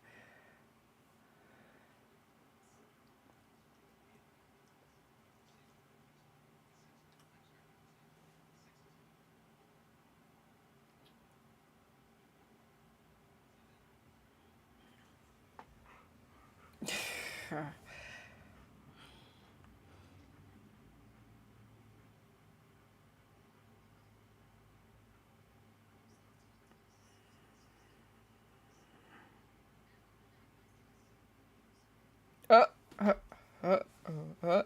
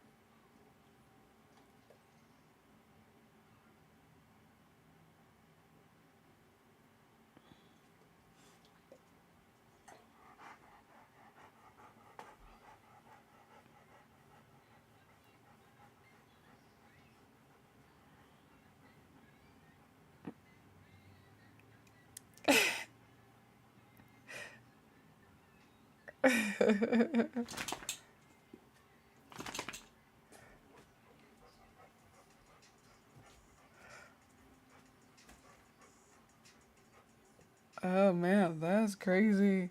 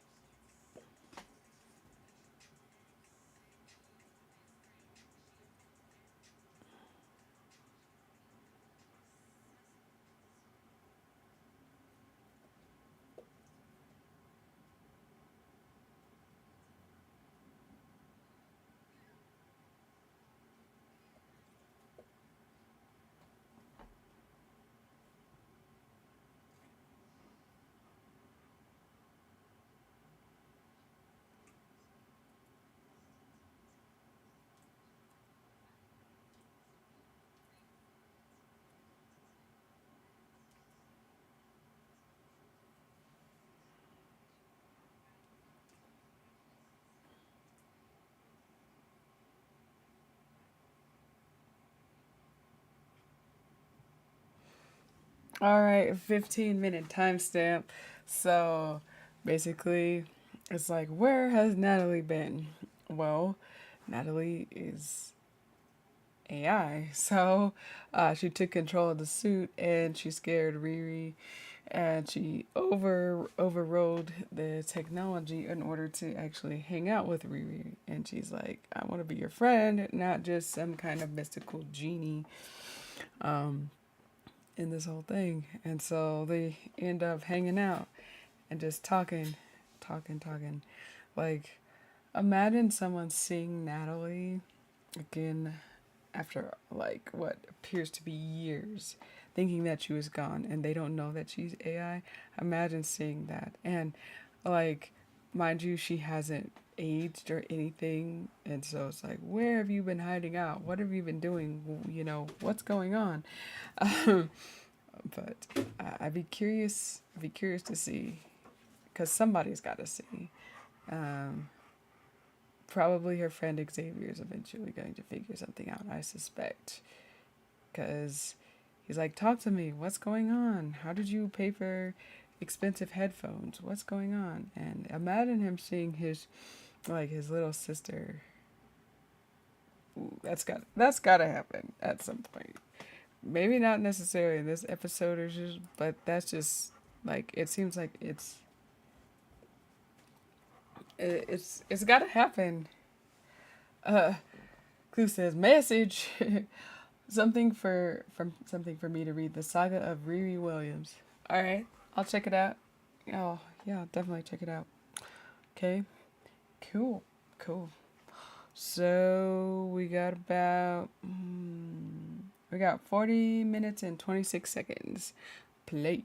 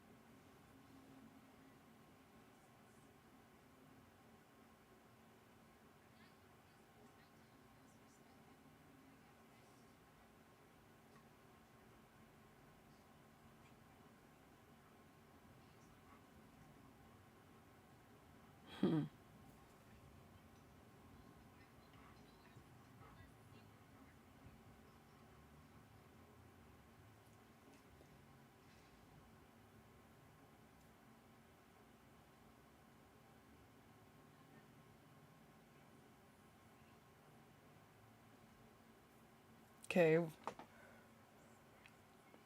we're in Gary's auto repair. So Riri's stepdad's shop.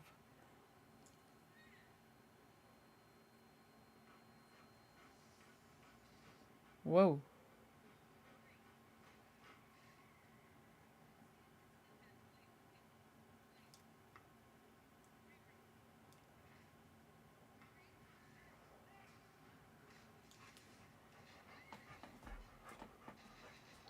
Oh man.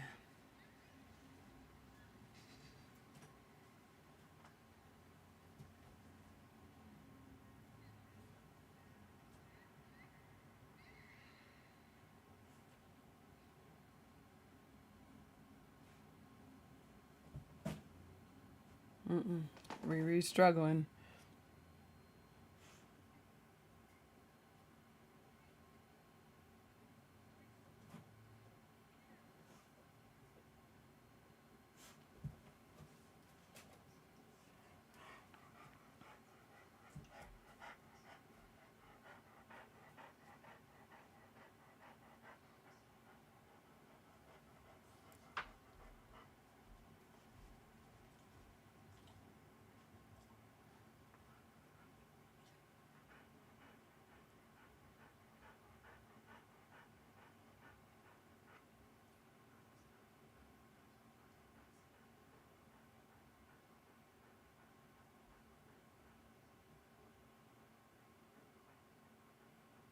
Mm.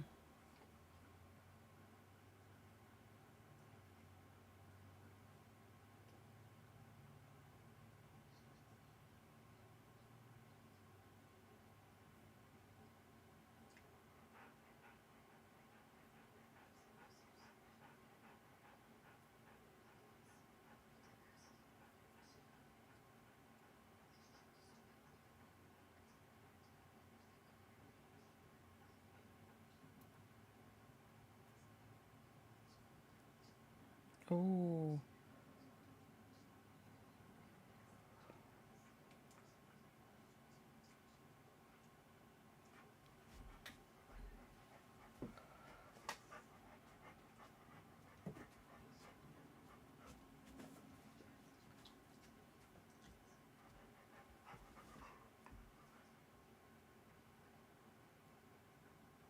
Mm. Mm.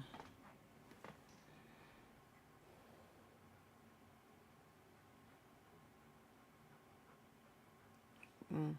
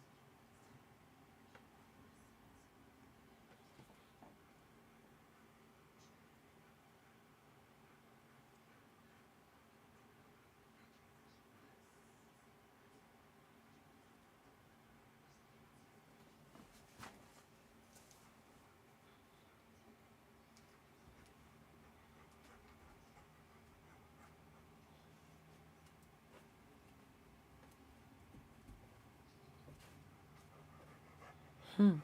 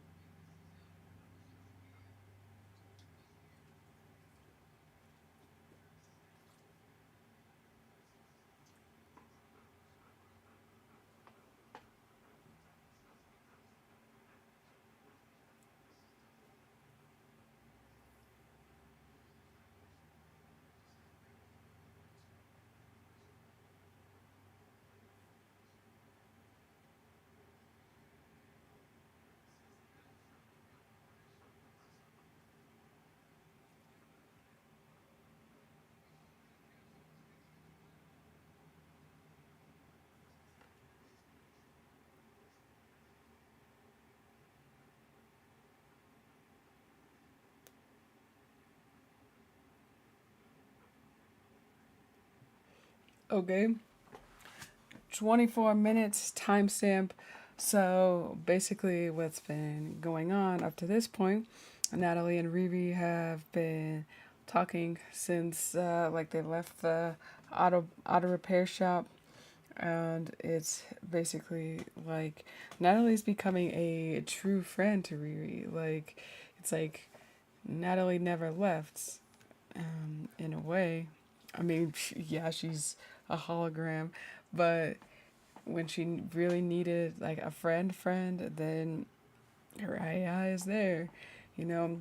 And so they're discussing um, Joe's technology in order to take a piece of the hood to analyze what it's all about and kind of figure out uh, what's going on with Parker, because Stewart was found dead and the police are like trying to ask Riri questions. Starting to get a little shifty. She's getting a little deeper involved in everything, and that's not so good. Like, eventually, I think, like, my own personal theory, mom's gonna figure out what's going on. Everybody's gonna figure out what's going on, and that's not gonna be a good position for her. Not a good position because she's already freaking out, like, oh, what am I gonna do? What am I gonna do? And so Parker and John are talking about the heirloom heist. Um, Heirloom is all about like farming and um, like agriculture industry, I guess. But they have blockers against metal, so Riri can't really use the suit to do anything. And John's warning Parker, "We have no leverage. We don't know what this guy's weakness is. We shouldn't do this heist." Parker's like,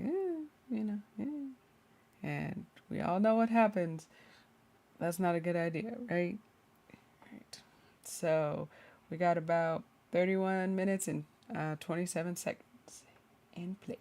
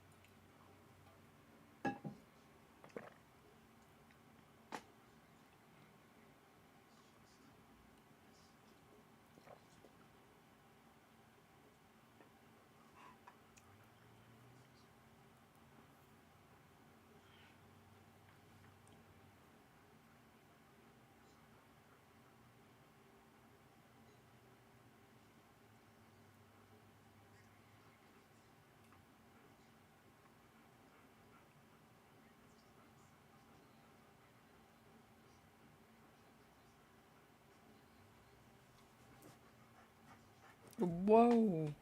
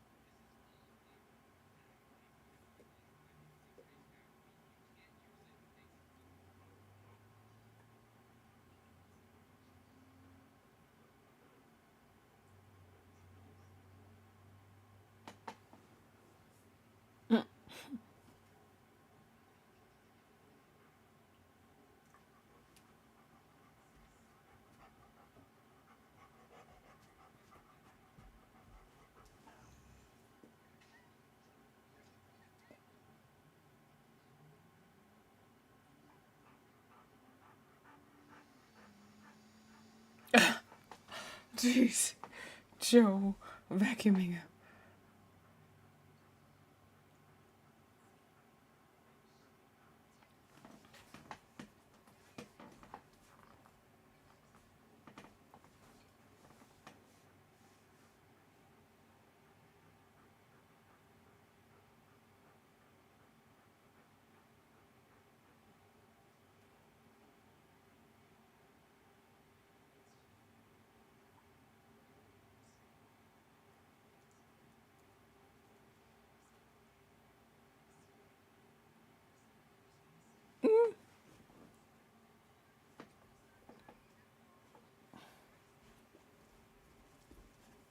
What?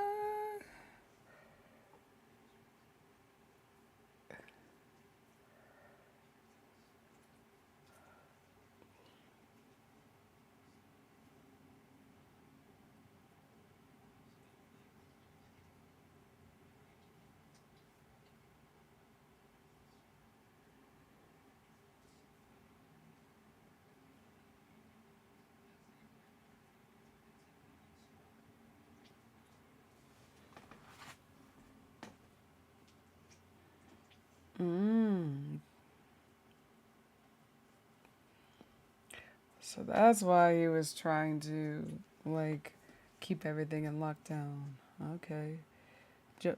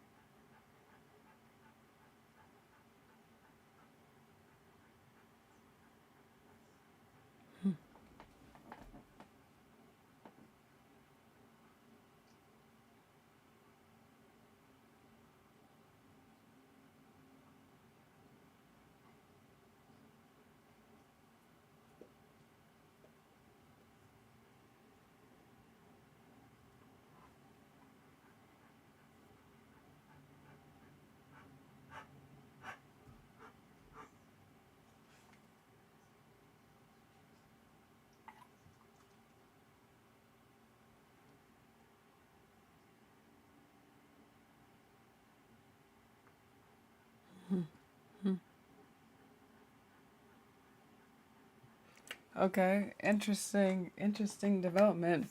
So, Riri and Joe are talking, and we figure out the real reason behind all of Joe's technology and all of his interest in everything. So, Joe's real name. Um, I'll leave that actually off of the stream. Okay, because yeah, we don't want spoilers. We don't want spoilers for. Um, I'll let people watch that part. Okay, but just know that there is a connection between who Joe really is and um, what Riri's trying to do. Okay, yeah, no spoilers. I don't want to spoil it, so I'll let you guys figure it out. Okay, because it's a good one. It's a good one. We'll leave that out the stream. But yeah, spoiler at about we'll say about 29 minutes. Okay. So Joe and Riri are really starting to connect and really be vulnerable with each other. She's helping him with his arm because he's doing stupid stuff. And so, yeah, they're starting to really be friends and really open up and really figure out what the other person's about. Cool, cool. 24 minutes and 44 seconds remaining.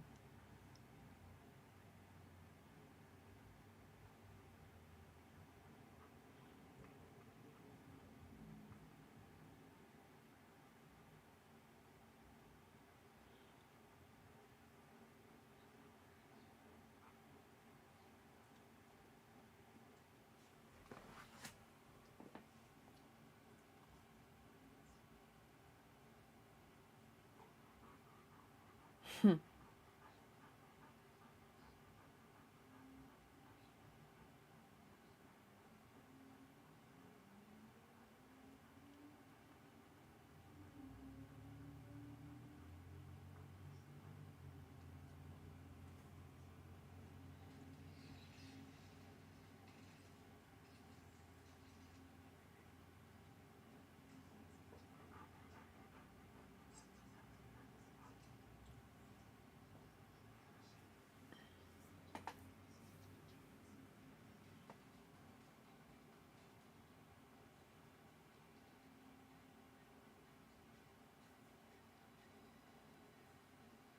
Hmm.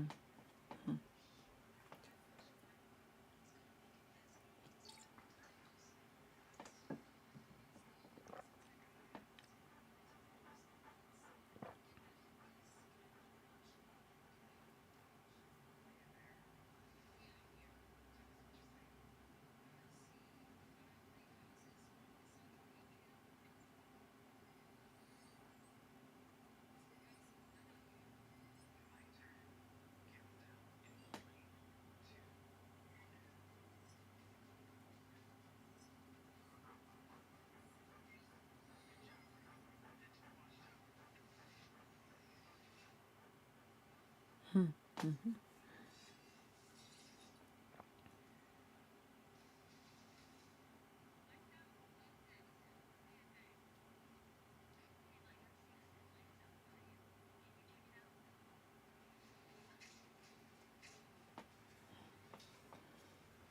Action.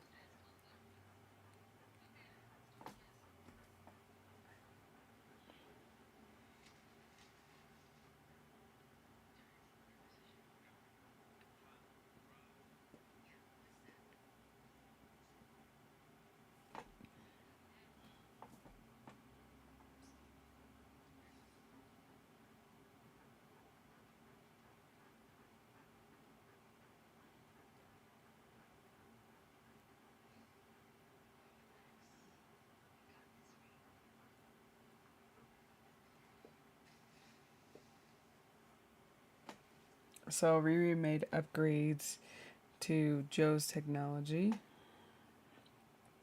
to help her get past um, heirloom, heirloom stuff.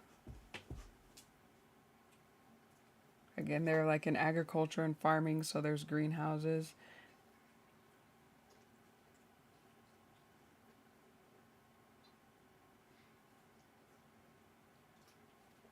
But mind you,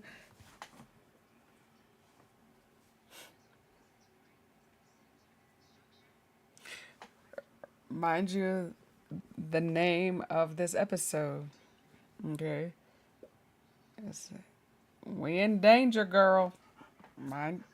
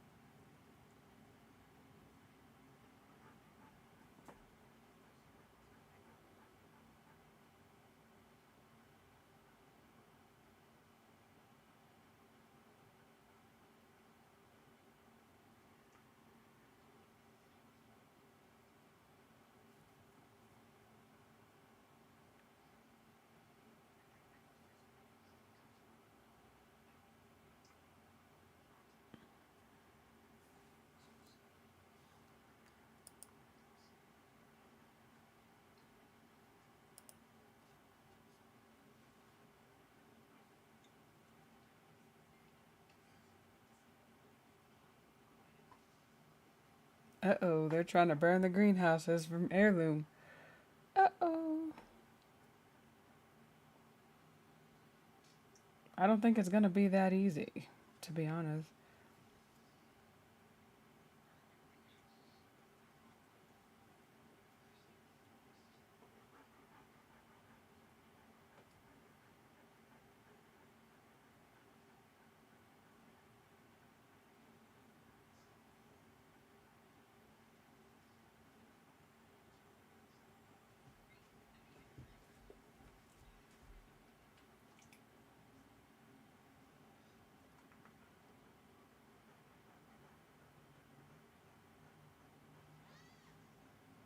Mm.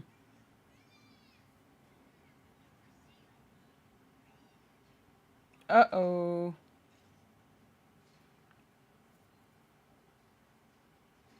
They're locked in.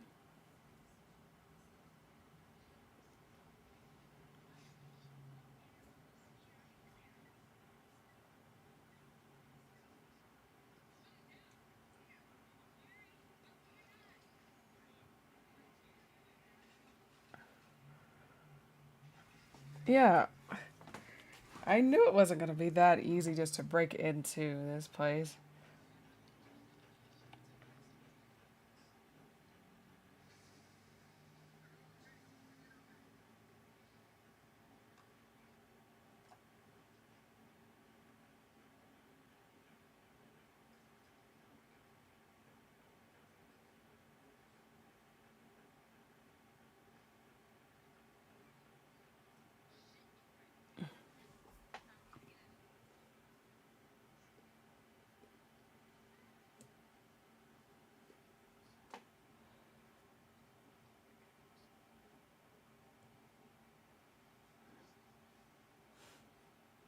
You should have listened. Parker. Parker should have listened. He thinks the hood is gonna do everything for him.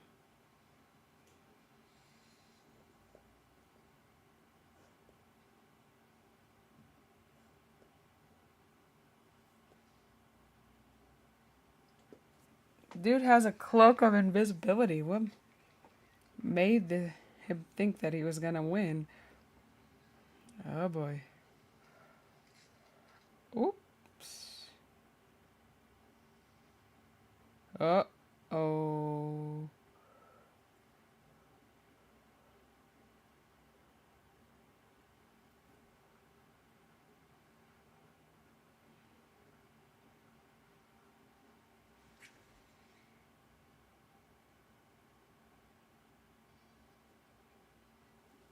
Oh, she got a piece of the hood though.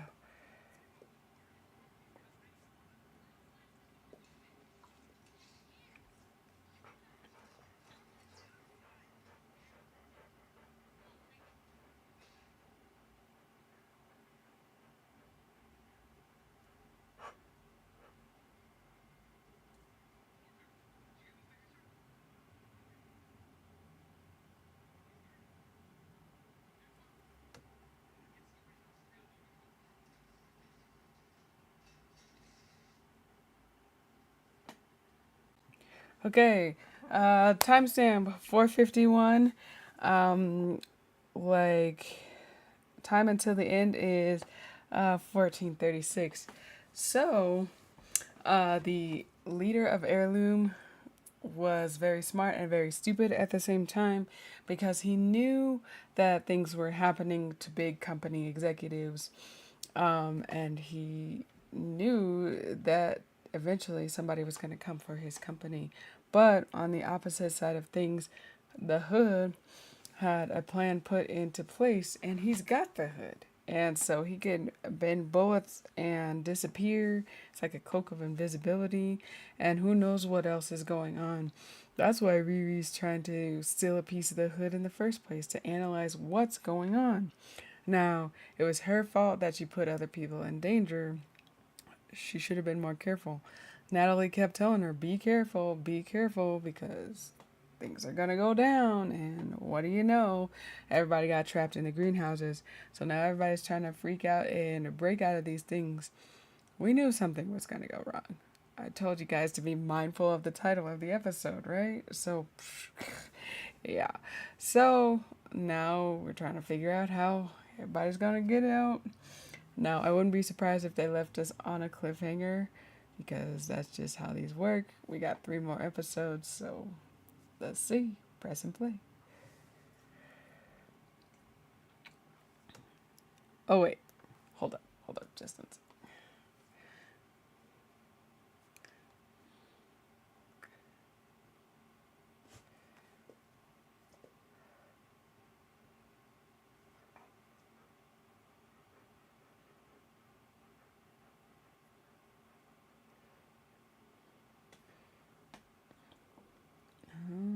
Let's see.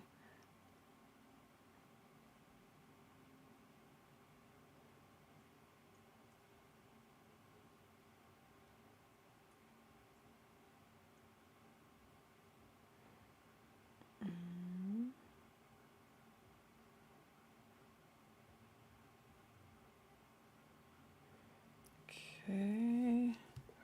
So we are going to make sure everything's good on both sides of things. All right, and now we can get back. So I've got approximately 7 minutes because I think they do 7 minutes of credits.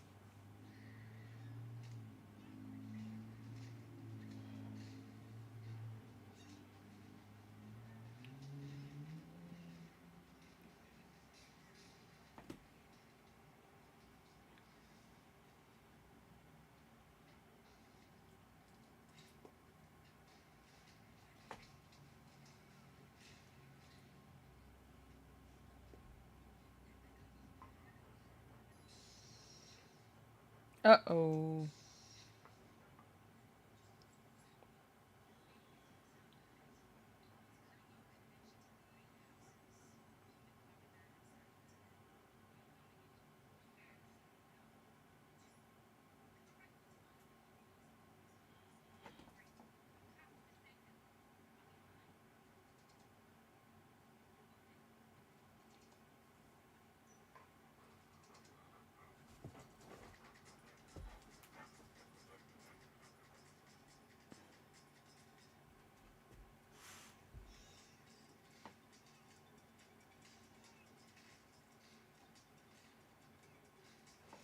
The music.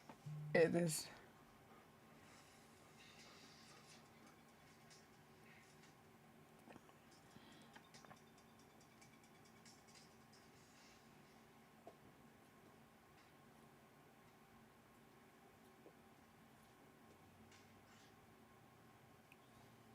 Uh-oh. Riri hurting.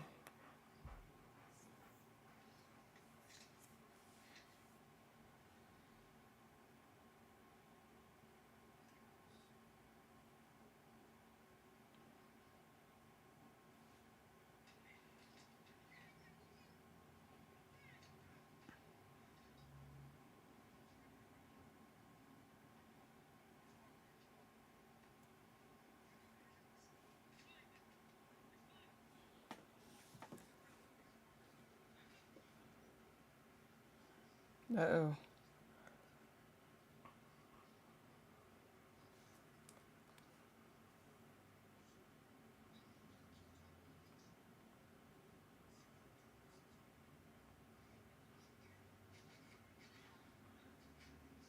Uh-oh. John Riri fight.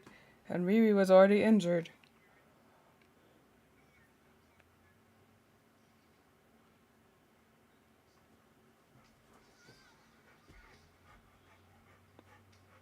Jeez.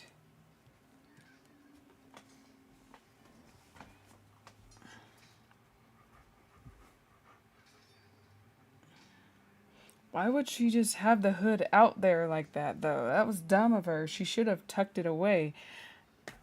Gosh, bad mistake. She should have hid it.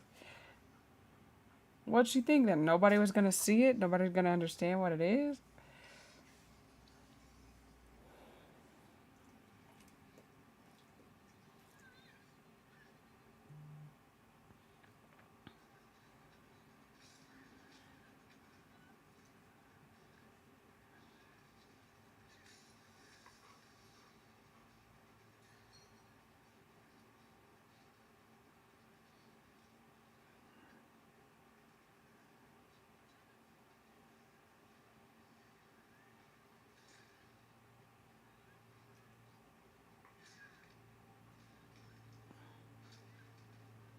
Mm. Riri knows how to fight. She's fighting to fight for her life.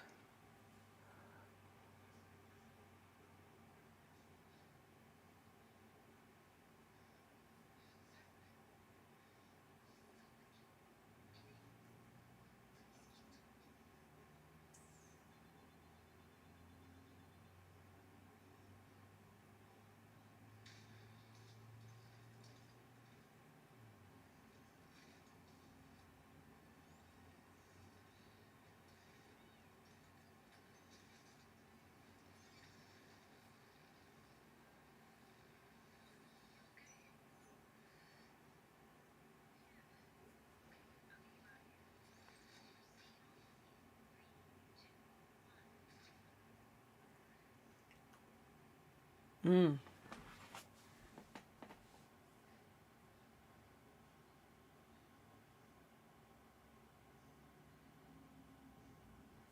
Mm. There goes John.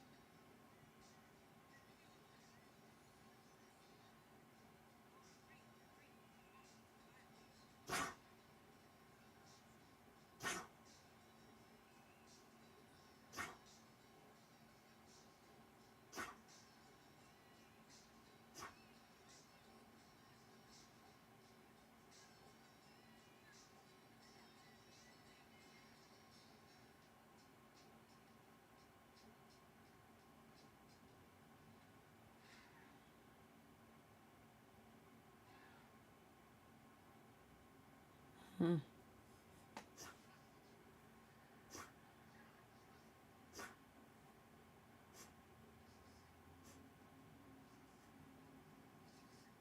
Mm.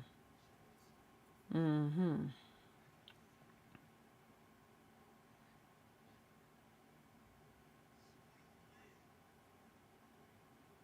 Who was who was Parker talking to?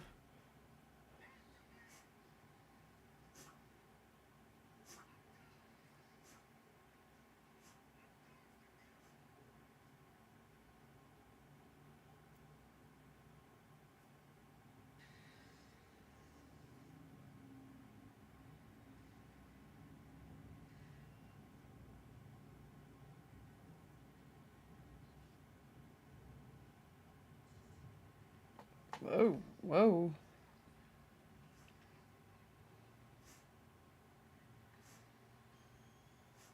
oh, whoa.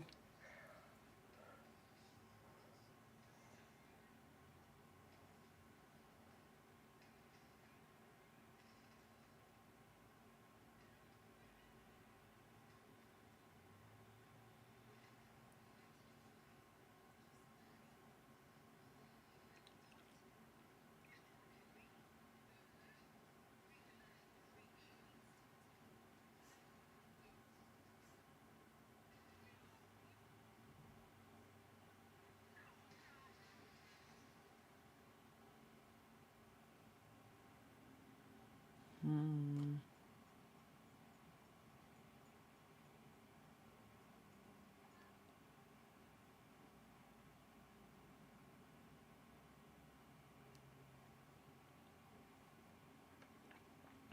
Okay, y'all.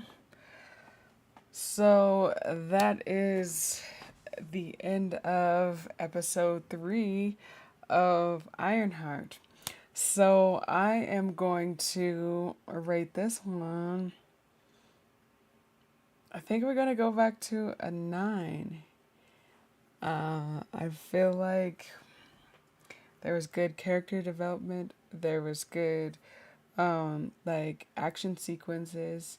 I feel like the the emotional the emotional connection was there. Um, and there were suspenseful aspects to it. Um, I like the lines that they made um, with the other parts of the series. So I think that Marvel is doing a really good job. It's a top notch series, in my opinion. Um, I think I would be able to watch it over and over again a couple times and see different things that I didn't see. Maybe they might even throw in a couple Easter eggs that I overlooked while I was just, experiencing the show for the first time. So, yeah, yeah. I'm giving it a 9 out of 10 though because I think that there again could be just a little bit more expansion on what they're doing. Just a little bit more expansion on what they're doing. To kind of like fill in the cracks. Like the same issue that I had from before will be the same issue that I think is a thing running throughout the series. They have to fill in the little cracks because there's a very, very cool, like interesting, like very well thought out big picture. Now they just gotta fill in the little cracks in it to make it like seamless. And I think that I would like give it um a 10 out of 10. So far, episode 2 is my favorite. It had the most humor in it. It had the most, like, like, uh, just, it was the most enjoyable for me. So I'm curious to see what you guys think. Which one was your favorite? Which one was your least favorite? Or did you rate them all on the same kind of scale? For me, they were pretty well rounded, but episode 2 got me the best. It, it was the most enjoyable one for me. And then mm, probably episode 1 and then this last episode is how I'd rank them so far.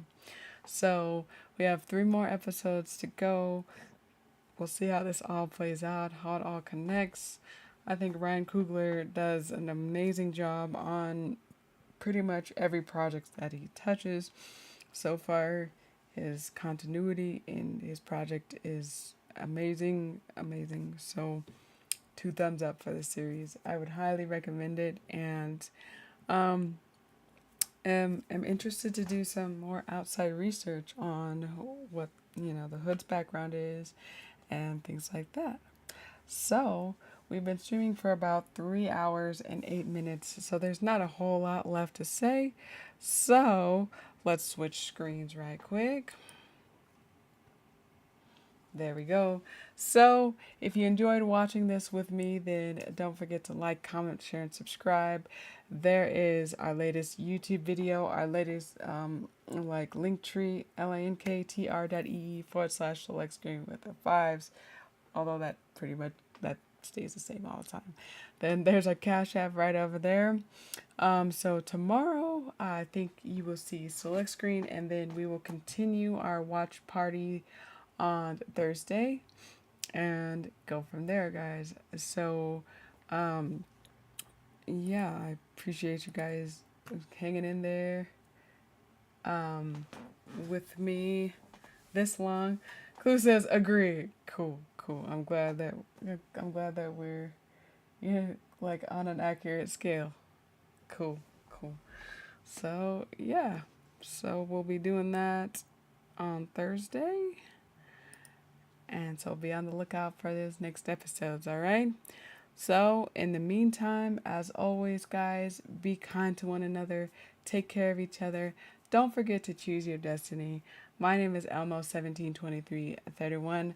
Happy Lion King Day, y'all, and I will see you guys soon.